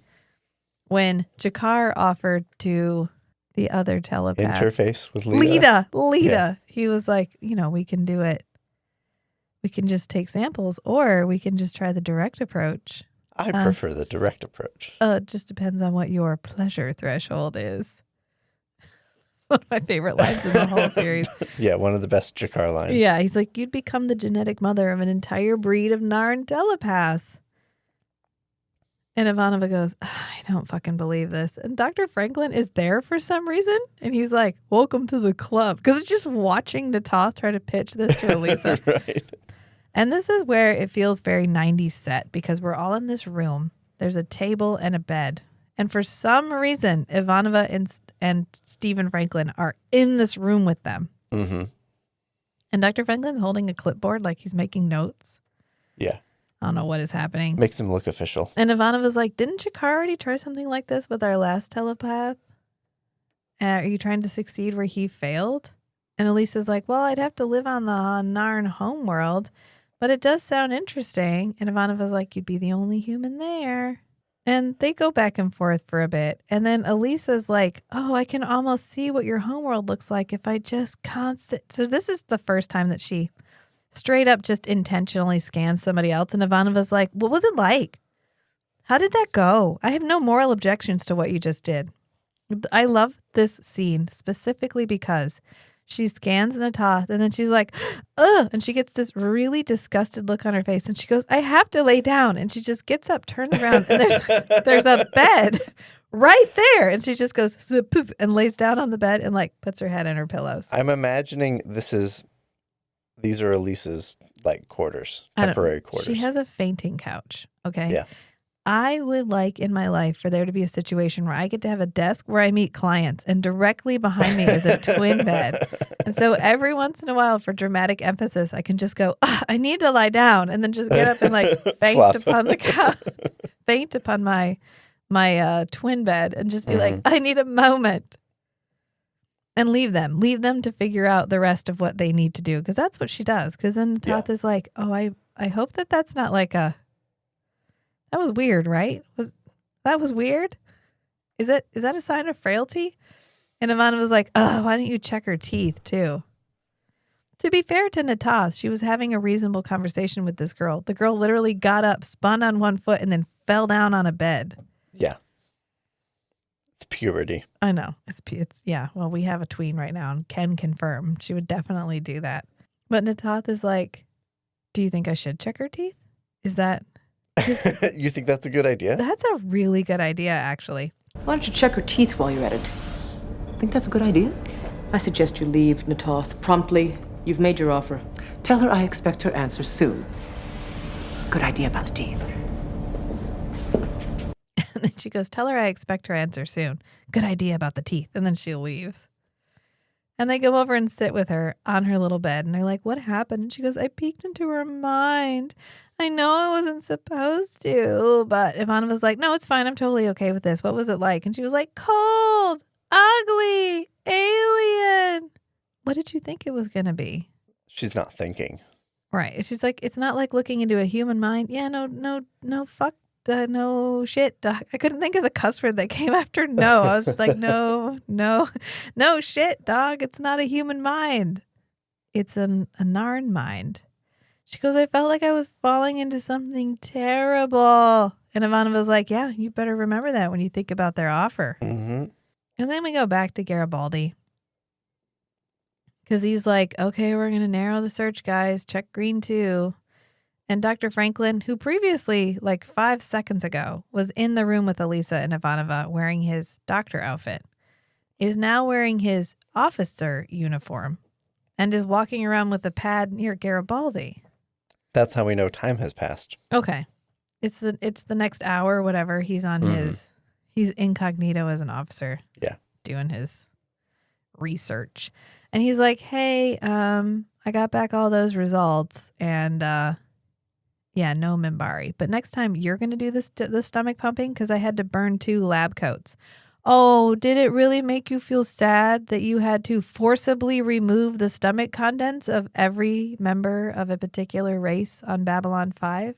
Are you the victim here, Dr. Franklin? Because it kind of feels like probably you aren't. Mm-hmm. Anyways. And why don't we kink shame them while we're at it? It was so gross. I had to burn some lab coats. They definitely ate something, just not Minbari. And he's like, did you test all of them? And he's like, yeah, Doc, I tested all of them. Absolutely. So where will you look now? And Garibaldi's like, I don't know. The beams in the rafters between the hulls. It's the only place left. And this is when they're like, do you know what Narn tastes like? Ugh, chicken. Garibaldi's like, God, I need a vacation. Yeah, okay. Yeah. And then Nehruun comes back to talk to Sinclair because he's like, the fuck is wrong with Garibaldi? He's searching stomach contents. I mean, it feels like a reasonable. Yeah. I feel like if Nehruun found out that there was a whole race on the station that ate dead bodies, He'd be my like, dead body is missing. did you check You with the didn't dead even body check people? with the carrion eaters? Did you check with the dead body people? No. Oh, you're not doing your job. You checked with the dead body people? Oh, you're not doing your job. Yeah. I think you're just trying to find a fault, K-Roon. Mm-hmm. I don't think you're actually here for justice. I think you're just here for violence. He's like, if Garibaldi Which can't it handle wouldn't be the the assignment, first person that was there to get Garibaldi in trouble. it wouldn't even be the first person in the last 4 to 5 episodes. Yeah. It wouldn't be the first person who arrived at Babylon 5 specifically to piss Sinclair off and try to get him to fight them. Yeah. That was the plot of the last episode. This guy's just trying a different tactic. Mm-hmm. Sinclair must just wake up every morning like, who's going to fuck with me today? I mean, he did kind of sign up for it. He said yes to the assignment, so. Yeah. He's like, I think we need to replace Garibaldi because he's not doing his job. And I'm like, I'm pretty sure he's doing a pretty good job. Yeah. I mean, he's doing a better job than the Minbari security people that let the body get taken. Right. So, you know, I was going to say. Sinclair's like, he'll do his job. A search of all the public areas had to be done first. I mean, you got to start with the most obvious and then Right. work to the less obvious. He goes, if they have to take this place apart and put it back together again, they will. And he's like, well, if he fails in his search, I'll be the one to take the station apart. With my guns. With my pew-pew guns. I will pew-pew the shit out of this station. You better watch out. He's like, if you can't get me the body back, I'll blow this place up. Okay, but then you're never getting the body back. You know that, right? You will have shot the dead body of your, like. Yeah, this is just posturing. Yeah, I'd be like, okay, do it. Then I'll report to Minbari that you blew up a station and you disintegrated the body of a great warrior, and you performed an unprovoked attack on a human settlement. Yeah. So. Yeah, go ahead. Go off, dude. Do what you need to do. He's like, I don't really take kindly to threats, Elite. And the guy's like, I don't make threats. That was you literally that thing that you just did. That's a threat. He should just pull up the definition of threat on his little pad and be like, would you like to read the definition of threat? Because it kind of sounds like that's what you just did. Then we go back to MedLab, and apparently they have the facilities there to test the level of her psi ability. Talia does. Does Talia have like a pocket meter? You just stab it in the person's arm and it goes boop, boop, boop, boop, boop, boop, boop, boop. No, I think it's mental exercises. Yeah, probably. Interactively with another telepath. Yeah. But it's, what I was surprised at is that Talia as a P5 can evaluate a P10. Yeah, a high P10. Mm-hmm. Some might say a P11. So I guess there's a scale within each number. It's probably just a linear spectrum of ability, and they chunk it off. Yeah. Which means you could be the P10 that can't do what the other P10s can do. Mm-hmm. That would suck. Elisa's like, oh yeah, I'm really good at this. Maybe Natath will up her bid. And they're like, you didn't like her and you didn't like her mind. And she's like, yeah, details. It's fine. They're going to pay me money. Just don't worry about it. And Ivana was like, can I show you some pictures of the Narn homeworld? Because after this entire occupation, it is A wasteland. Not great. And they really only think about conquest now, and they make slaves of all of their victims. So the odds of you getting there and then disappearing completely and becoming like an involuntary, She's trying to traffic you. Yeah. Natath is trying to traffic you right now. Oh, I'll pay for your nails. I'll get you an apartment. No, Never I go to don't- the second location. Never go to the second location. That's what they're all trying to say without actually saying it. Yeah. And Talia's like, yeah, you should come to the Psi Corps. And Ivanova's like, yeah, they'll, if the Narn are going to make you slaves and then the Psi Corps make you a slave. Yeah, that's great. Yeah, fucking go with the Psi Corps. That slavery, I'm sure, is better. And Talia's like, what is your fucking problem? I know you've got problems with the Psi Corps. I get it. And I sympathize with your feelings, but you don't need to infect her with the way you feel about the Psi Corps. And she's like, I kind of feel like I do because they've ruined lives. And Talia's like, yeah, okay, well, they've done really great things too, just because your mother didn't cooperate. Ooh. That's quite the word. Yeah. Just because she was non-compliant doesn't mean that all of Psi Corps is bad. And she's like, oh, you mean like your friend Ironheart? Like how your friend Ironheart cooperated?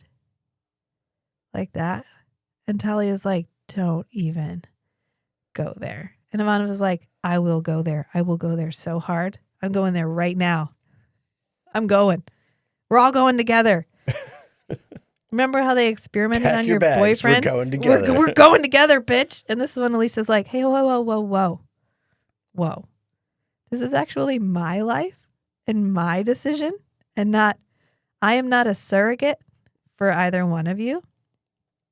I am a real person and I should be the one who gets to decide what I want, not you two.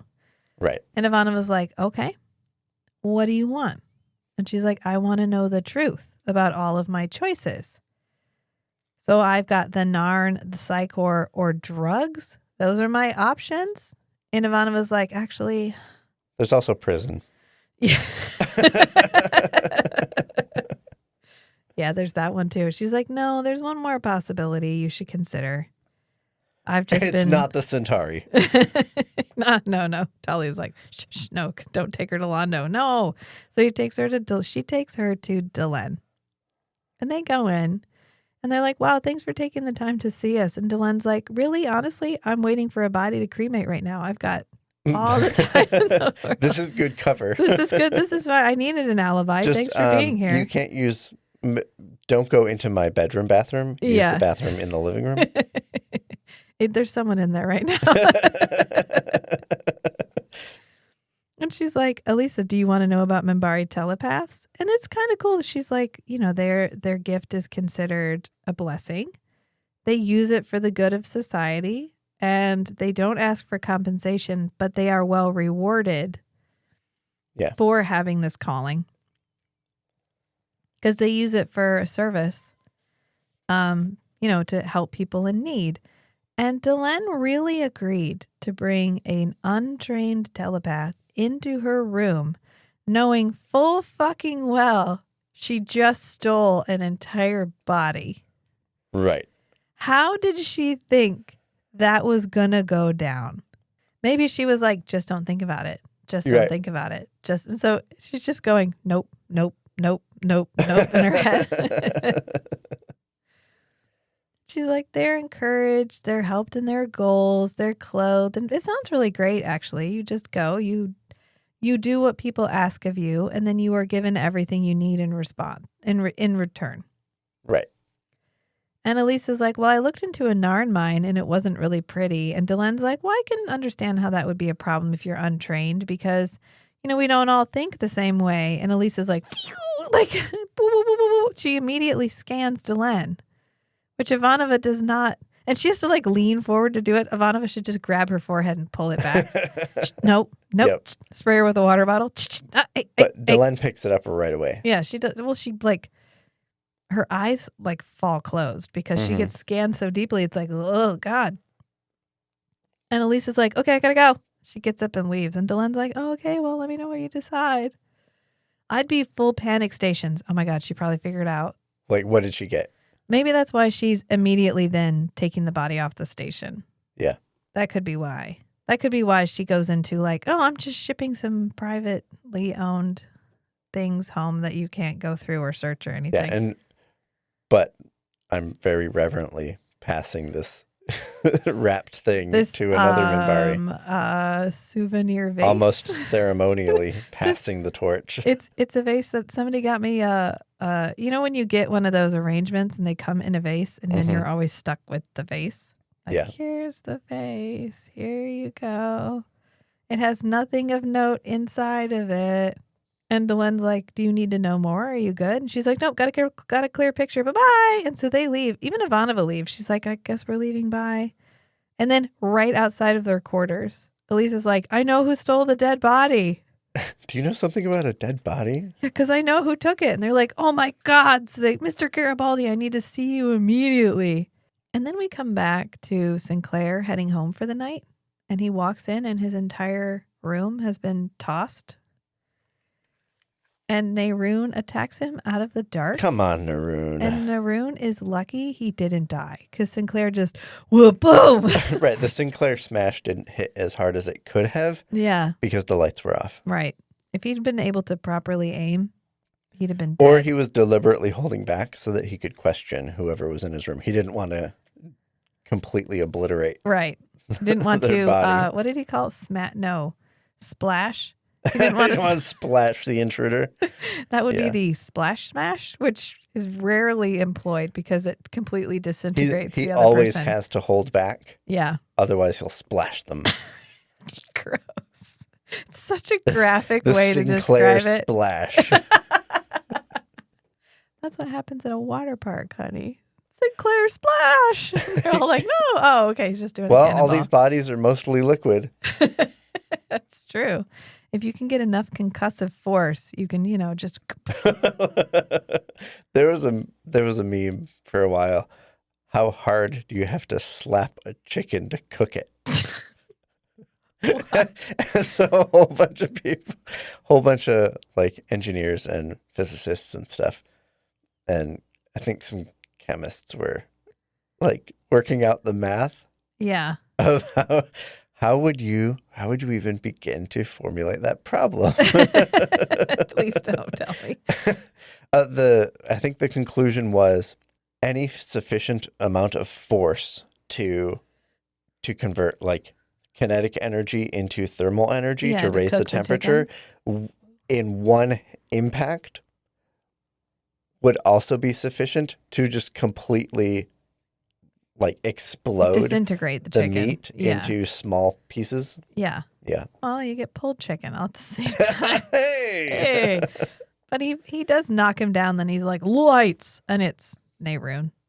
He's like, what the fuck are you doing? And Nehruin is like, everywhere's been searched but here, where no one would dare go. And Sinclair's like, they searched my room first, you douchebag. Garibaldi.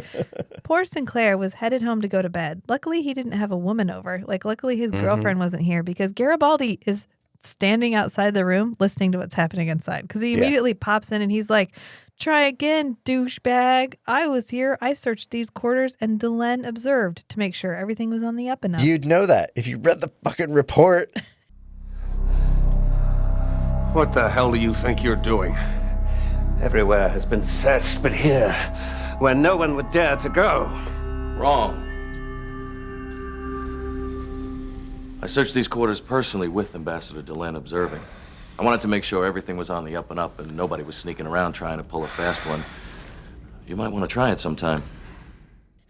You read stomach contents and then threw the report. If you'd read the rest of it, you would The have known. beginning of it was I searched Sinclair, check. I searched Delenn, check. I searched Jacquard, all the check. officers. Yeah. He's like, I wanted to make sure nobody was sneaking around trying to pull a fast one. You should try it sometime.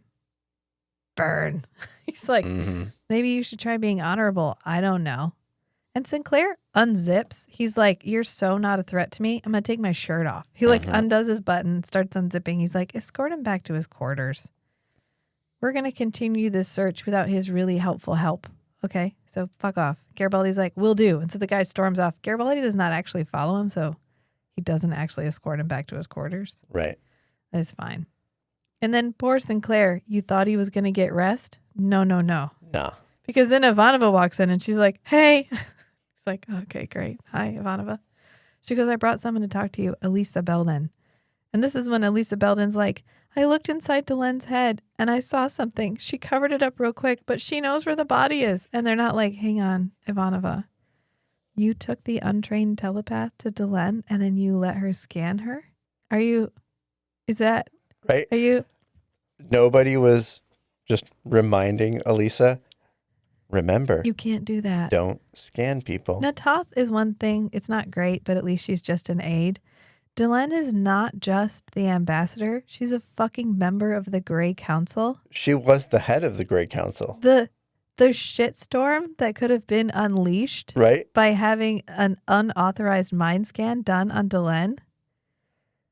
At this point, All because of Ivanova's petty need to keep this person out of Psi Corps. I wouldn't be surprised if Delenn was like, no matter what, she is coming to the Minbari. That's probably Because why she she's scanned my like, brain. she's not safe to leave loose. Like, I can't let Right. her go to Psi Corps now. She's fucking scanned me. Right. So, like, if Elisa had not been convinced by Delenn to go with the Minbari, Elisa would have been disappeared I was by going the to say, Minbari. she might have met an unfortunate accident. Yeah. Yeah. Or the Minbari would specifically request her. Yeah. Yeah. So then apparently she not only knows where it is, she knows what they're going to do with it, because then they show up in the cargo area Yeah. where Delenn is very graphically handing this urn-shaped object off to somebody else. And they're like, shipping something home, Ambassador? Oh, just some personal possessions. And they're like, I think we need to talk. This was quite a trick, stealing the body and cremating it without anyone noticing. Yes, it was. That was, we've talked about that. It's fucking wild that she managed to cremate a body on the station, which means that an infinite number of people could have been murdered on this station, cremated, and then flushed. Right. The implications that it's possible. If she can pull off stealing a body and cremating it, she's not the only one doing it. Yeah, correct. Maybe she just went to Nagrath and was like, hey, I got a body. And he was like, I got a guy. Yep. And they're like, why? What, Delenn? Fucking seriously? You had to besmirch the honor of this station by stealing this body here? And she goes, well, as a member of the religious caste, I felt an obligation to Branmer because he was a member of the religious caste first, and he only became a war leader because he felt like it was necessary. And he didn't want this. He didn't want to be a monument to war. Right. He just wanted a simple funeral, and then he wanted to be taken home. But Nehruun and the Star Riders subverted his wishes. And so I decided to carry them out for him, even if I had to do it behind everybody's back. So I'm going to send these ashes home. They're going to be scattered in space near our world. And then she flips around and blames Garibaldi and Sinclair for fucking up her plan. She goes, Everything was running unfortunately, smoothly until you meddling kids. unfortunately, you and Mr. Garibaldi have put that plan in jeopardy. And again, I feel like Sinclair should just have one of those paddles, like the paddle that you have when you're bidding on something, Yeah. and just be like, this is not actually my fault. This is your fault. Yeah. None of this is, I was not actually responsible for any of what happened. Boop, boop, boop, boop. Like, I didn't steal the body. Mm-hmm. I didn't cremate the body. I didn't send the body off in secret. How am I messing with your plan when my station is the one getting threatened? Garibaldi's like, Nehruun is ready to start a war because of this. And you're mad we found out? She's just like, oh, well, if you hadn't found out, then everything would be fine. You're just mad we found out. She says, I believe I could have explained it as a true religious mystery, which is Delenn Sure. for hashtag worth it. Hashtag would do again. Yeah. She goes, the transformation of Branmer's body to go take his place with the gods. Are the Minbari that woo-woo?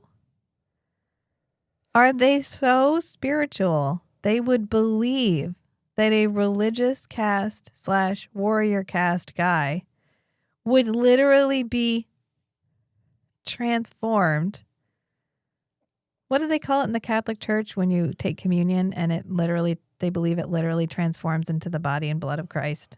Transubstantiation. Yeah. She was like, I was going to just go with that. But now, Sinclair's like, Dylan, what am I supposed to do? Nehruin wants answers. Am I supposed to hide the fact now? You've put us in a really difficult position. And Dylan is like, oh, you don't even know the half of it.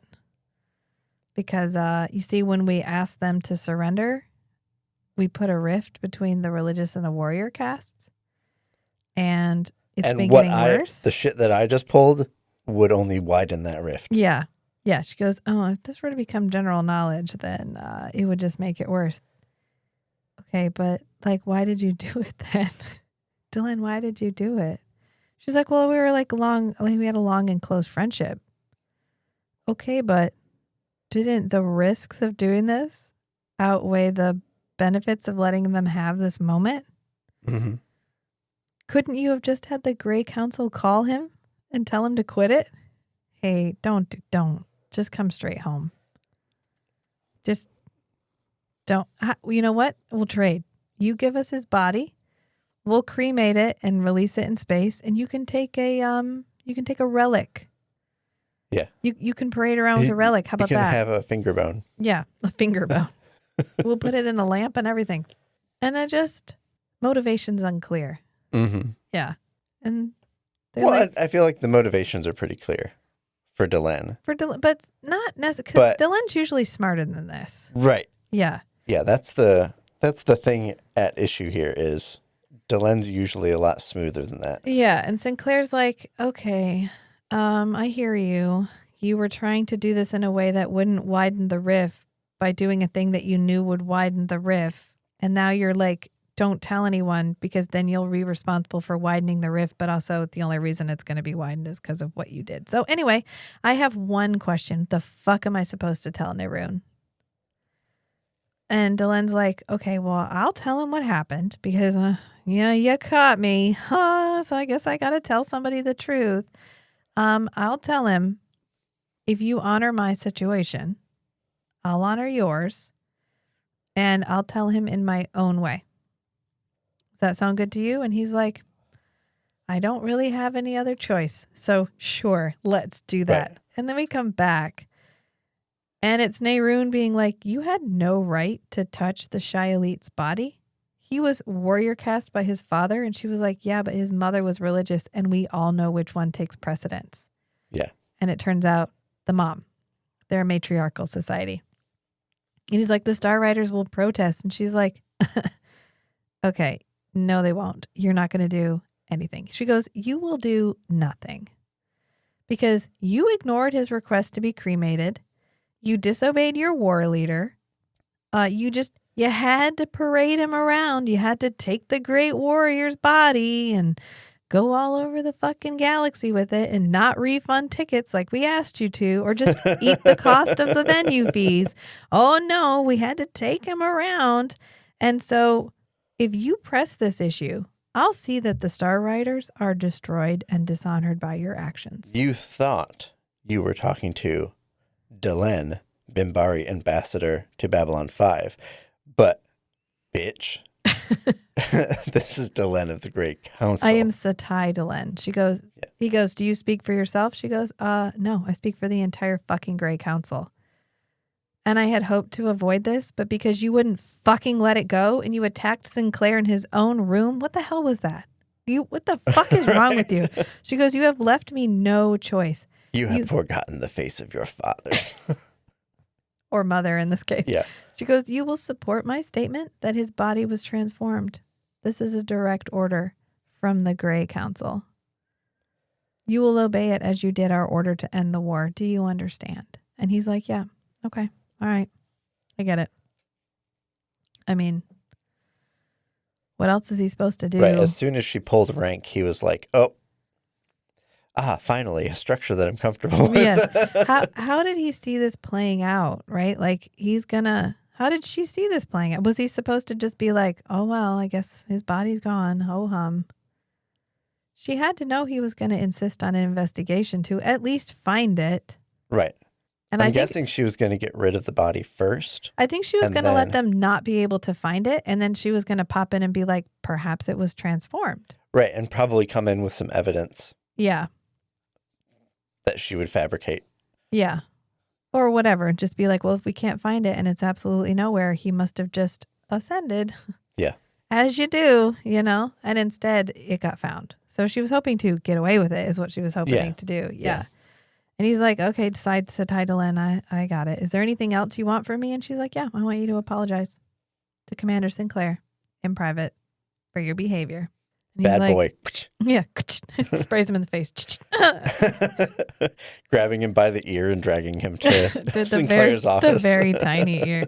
He's like, basically, she tells him, you can save face. You can keep your honor. No one needs to know about any of this if you obey me, if you do what I ask. And he's like, fucking fine. And so we come back to him and he's like, look, there was no cause for me to attack you. Even less for me to threaten the station. I thought you didn't make threats, but whatever. At the time, he did not know what the word threat meant in English. He looked it up. And Okay, so he has since looked it up. I guess I kind of make threats. Yeah. Yeah. All right. He goes, I'm ashamed that my feelings for the Psi elite led me to act improperly. We were really close friends. Really close. And Sinclair is very gracious about it, as you would expect Sinclair to be. He's like, look, there is no shame in wanting to honor him. There's no shame in wanting to honor him, Elite Naroon. I fought on the line against Brenner. I saw his valor and leadership firsthand. Because his body disappeared here, I feel some responsibility toward the Minbari people. There is no higher testimony to a warrior's courage and skill than praise from his enemy. I would like to send that message to your homeworld in a personal message, a testimony to the Psi elite. You will do this as an Earth Force officer. And as commander of Babylon 5. That is a great kindness. We fought long enough. Maybe it's time we started talking with one another. Brenmer's life was more significant than his battles. Let the warrior caste praise his courage in war, and let the rest praise him for what he truly was. A man of peace. You talk like a Minbari, Commander. Perhaps there was some small wisdom in letting all species survive. We like to think so. You fucking serious? You do that? And he's like, yeah, if you had just asked nicely, I would have done that all and along. this is the other thing that this episode accomplishes. A Is bridge. we're laying the seeds of the Minbari, especially the warrior caste in the Minbari, learning to respect Sinclair. Yeah. He's like, wow, that's really kind. And he's like, yeah, I know, but we fought long enough. Maybe it's time we started, talking to each other. Let the warrior caste praise his courage in war, and let the rest praise him for what he truly was, which was a man of peace. And Naroon goes, wow. You talk like a Minbari. You talk like a Minbari, Commander. Whoop, whoop. You talk like a Minbari, put a pin in Commander. that. Just stick a pin right in there. Just write that on a little piece of paper. Stick it up there. You're going to need it later. He goes, perhaps there was some small wisdom in letting your species survive. And Sinclair's like, I mean, we like to think so. And Naroon says, until another day. And he does. He comes back. He's a recurring character. And then he leaves. And we come to Delenn having her moment in her rock garden. Not her rock garden specifically, but it might as well be. And Sinclair's like, I thought you'd be seeing the cruiser off. And she's like, I've seen cruisers before. And he goes, you know what? Me too. I've usually been trying to fight one, though. It's a little bit different. And this is when Delenn goes, there is someone on this station who interests me now that she's scanned my mind and has secrets she probably shouldn't be privy to. And that is Alyssa Belden. She has a most unusual psi quality for a human. Come on in, Alyssa. You're the next. I gave her a lot of money. Ha ha ha ha. And now she's coming with me. And he's like, wow, really? She's the one that totally ratted you out, right? I explained to her what her future would be like. She almost caused an international incident. Imagine if she had told Sinclair and Sinclair went to Nehru and was like, Delenn stole the body. Boom. That would not have worked out well. No. And Delenn is like, she impressed me greatly. Ha ha ha ha ha ha. When she detected my mind, when she touched my mind, I detected confusion in her about the future. And that's how I knew how to get her to someplace safe so that she couldn't tell anybody about me. And she's like waiting in the hallway. You're right. It's like, whoop. She comes in. She's like, hi, Commander. I just wanted to let you know I'm leaving with Delenn. And she goes, do you think Talia and Ivanova will be mad if I go with the Minbari? And he goes, in order, yes and no. Talia, yes. Ivanova, no. And I don't need to be a telepath to figure that one out. Yeah. And Delenn's like, I'm really hoping Alyssa can help us with communication and learning how to talk to each other and learning about each other's minds and the way we think. And that I can keep her at my house where I can make sure she doesn't have the opportunity to talk to anybody that she shouldn't talk to. La, la, la, la, la. And he goes, the future in exchange for the past, I think that's very workable. What an interesting phrase. We're exchanging, or this girl is going to seek her future in the Minbari in exchange for us giving up some of our past. Yeah. And that makes a lot of sense. It's a good line. And then we come to the gate where Alyssa is getting on her ship to go to the Minbari home world. Immediately. Like, right. She's wearing the same clothes. Yeah. She's wearing the same clothes that she scanned Delenn in, that she met Delenn in the rock garden with, and now she's getting on the ship all in the same clothes. So this is in like a 2-hour period. They're like, yes, great. Okay, I've already bought you a ticket. No, go fucking get on the ship. It's the same ship with Naroon? Not with Naroon. Oh, okay. But with the Shi'Elite's remains. Yeah. Yeah. Yeah, the ashes. And she's like, thank you guys for helping me to Talia and Ivanova. And I want to point out that this whole situation was so traumatic for Talia. It drew on so many questions that she has about Psi Corps and about Psi Corps' purpose and about the things that are happening around her and about how she feels about Ivanova and Ivanova's animosity towards her, that this bitch went and got breakup bangs. She shows up. Her hair has changed. Bangs. I wonder if this was like a few days later filming wise. Yo, that's trauma. And she'd gotten a haircut in between. That's trauma. They're like, oh no, what happened? She's like, I don't want to talk about it, but can we work this into the character? And they're like, we could have a whole plot line where you fight with Ivanova and then you try to make up. I think that's a bang event. And she's like, yeah, that sounds like a bang event. Let's do it. She shows up with fucking bangs. Yeah. Yeah. I was like, what? Where did those go? Nothing. Forget everything else that happened in the entire episode. The Talia bangs. She's like, Psi Corps wouldn't have worked for me. I'm used to being on my own. Like, I'd be controlled and monitored and micromanaged, and I just couldn't handle that. And the Narn are like, not really a great fit, even though the price was great. So I think I'm going to go with the Minbari. I think I can help, like the commander says. And they gave me a lot of money, and then they told me that they would hurt any of my family that they could find if I didn't go. Anyway, I'm going to go with the Minbari. And Talia's like, well, maybe you'll learn a trick or two and come back and teach us. And she's like, thanks, I might do that. And Ivanova's like, just make sure you write once in a while. And I love it when we have a plucky side character that they know for like 8 hours. And they're like, I feel like your surrogate mother now. Will you write me? And she's like, yeah, I'm definitely not going to disappear into the sunset and never be heard from again. But also, I'm going to go into the sunset and never be heard from again. And then she's like, I'd actually like to walk the rest of the way to the ship all by myself. Okay? You guys stay right there. Please don't follow me. I don't want them to know that we're connected and that they can hurt me through you. So she leaves and they're like, okay, I think she's going to be all right. And Talia's like, yeah, I agree. I think she's going to be all right. But actually, are you busy right now? And Ivanova's like, I mean, not like right now. And this is when Talia's like, look, I wasn't really polite to you over this whole thing. Like this wasn't a good look for either one for me. And Ivana was like, yeah, I don't think it was a good look for either one of us. Like I think we both got a little hot. And Talia's like, how about I buy you a drink? Make up for it. And Ivana was like, you can get me coffee.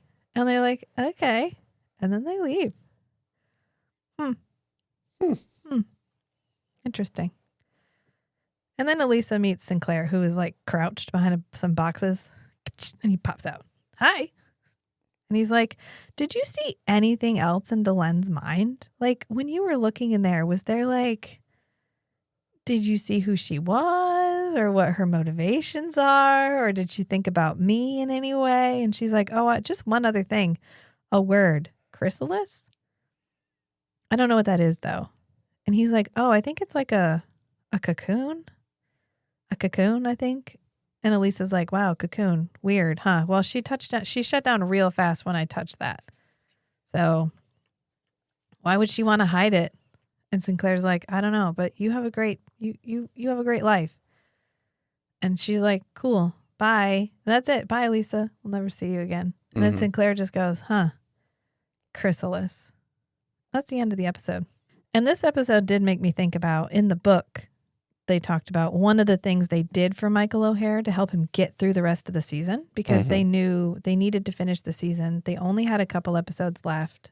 The stress from filming was a big trigger for him. So they started reducing his roles in each episode so that he would only have a couple of short scenes. Yeah. Because it really reduced the strain. Yeah. And reduced the severity of his symptoms. And so it really leads to, I pointed it out earlier in our season, that over time it becomes more of an ensemble show and less of the Sinclair show.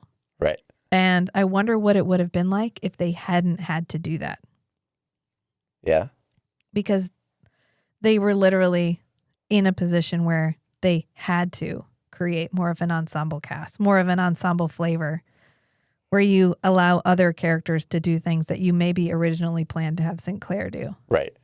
And I think that's a benefit for the show. It's subtle and it works really well. It ends up strengthening the show because we're forced to build up these side characters. So, yeah. I mean, that was an episode and it happened. There was a couple important moments in there. You think like a Minbari. The Minbari and humans forced to come together over an issue. Realizing it wasn't the humans' fault and that maybe the whole threatening to blow up the station thing was a little dramatic and maybe we need to talk these things through first was a good moment. Befriending Nehruun was a good moment. And I think that's pretty much the only thing that happens in this episode that's going to have like severe long-term consequences. So not severe in like negative, but where that we'll see echoes of that in later episodes. But other than that, it's fine. It's a fine season 1 episode. I can't believe we're so far along. There's only like 4 episodes left in season 1. Nice. It's crazy. I can't believe we've already... I said this the entire time we were doing Forever Night too. I'm like, wow, we're like really far along already. How is that happening? Like doing it every week doesn't advance you one further. Right. Although we're going to be a full, I think, 40 episodes longer than Come in 81 Kilo because there's over 100 episodes, which Babylon 5 later is going to be almost exclusively written by J. Michael Straczynski. And in the book, he talks about it. It's a good book. I'm not going to say this is my last in the book, probably in perpetuity, because I want you to read the book and then we can talk about the book specifically. Yeah. But he said he didn't mean to do that. He just didn't have time to find other writers. And so he was like, I'll just write. Right. He had it all in his head. He's like, I'll write till I have a backlog and then I'll have some time to go find other writers. And he just never, and he just kept, he said, by the time I looked up, I'd written the entire season.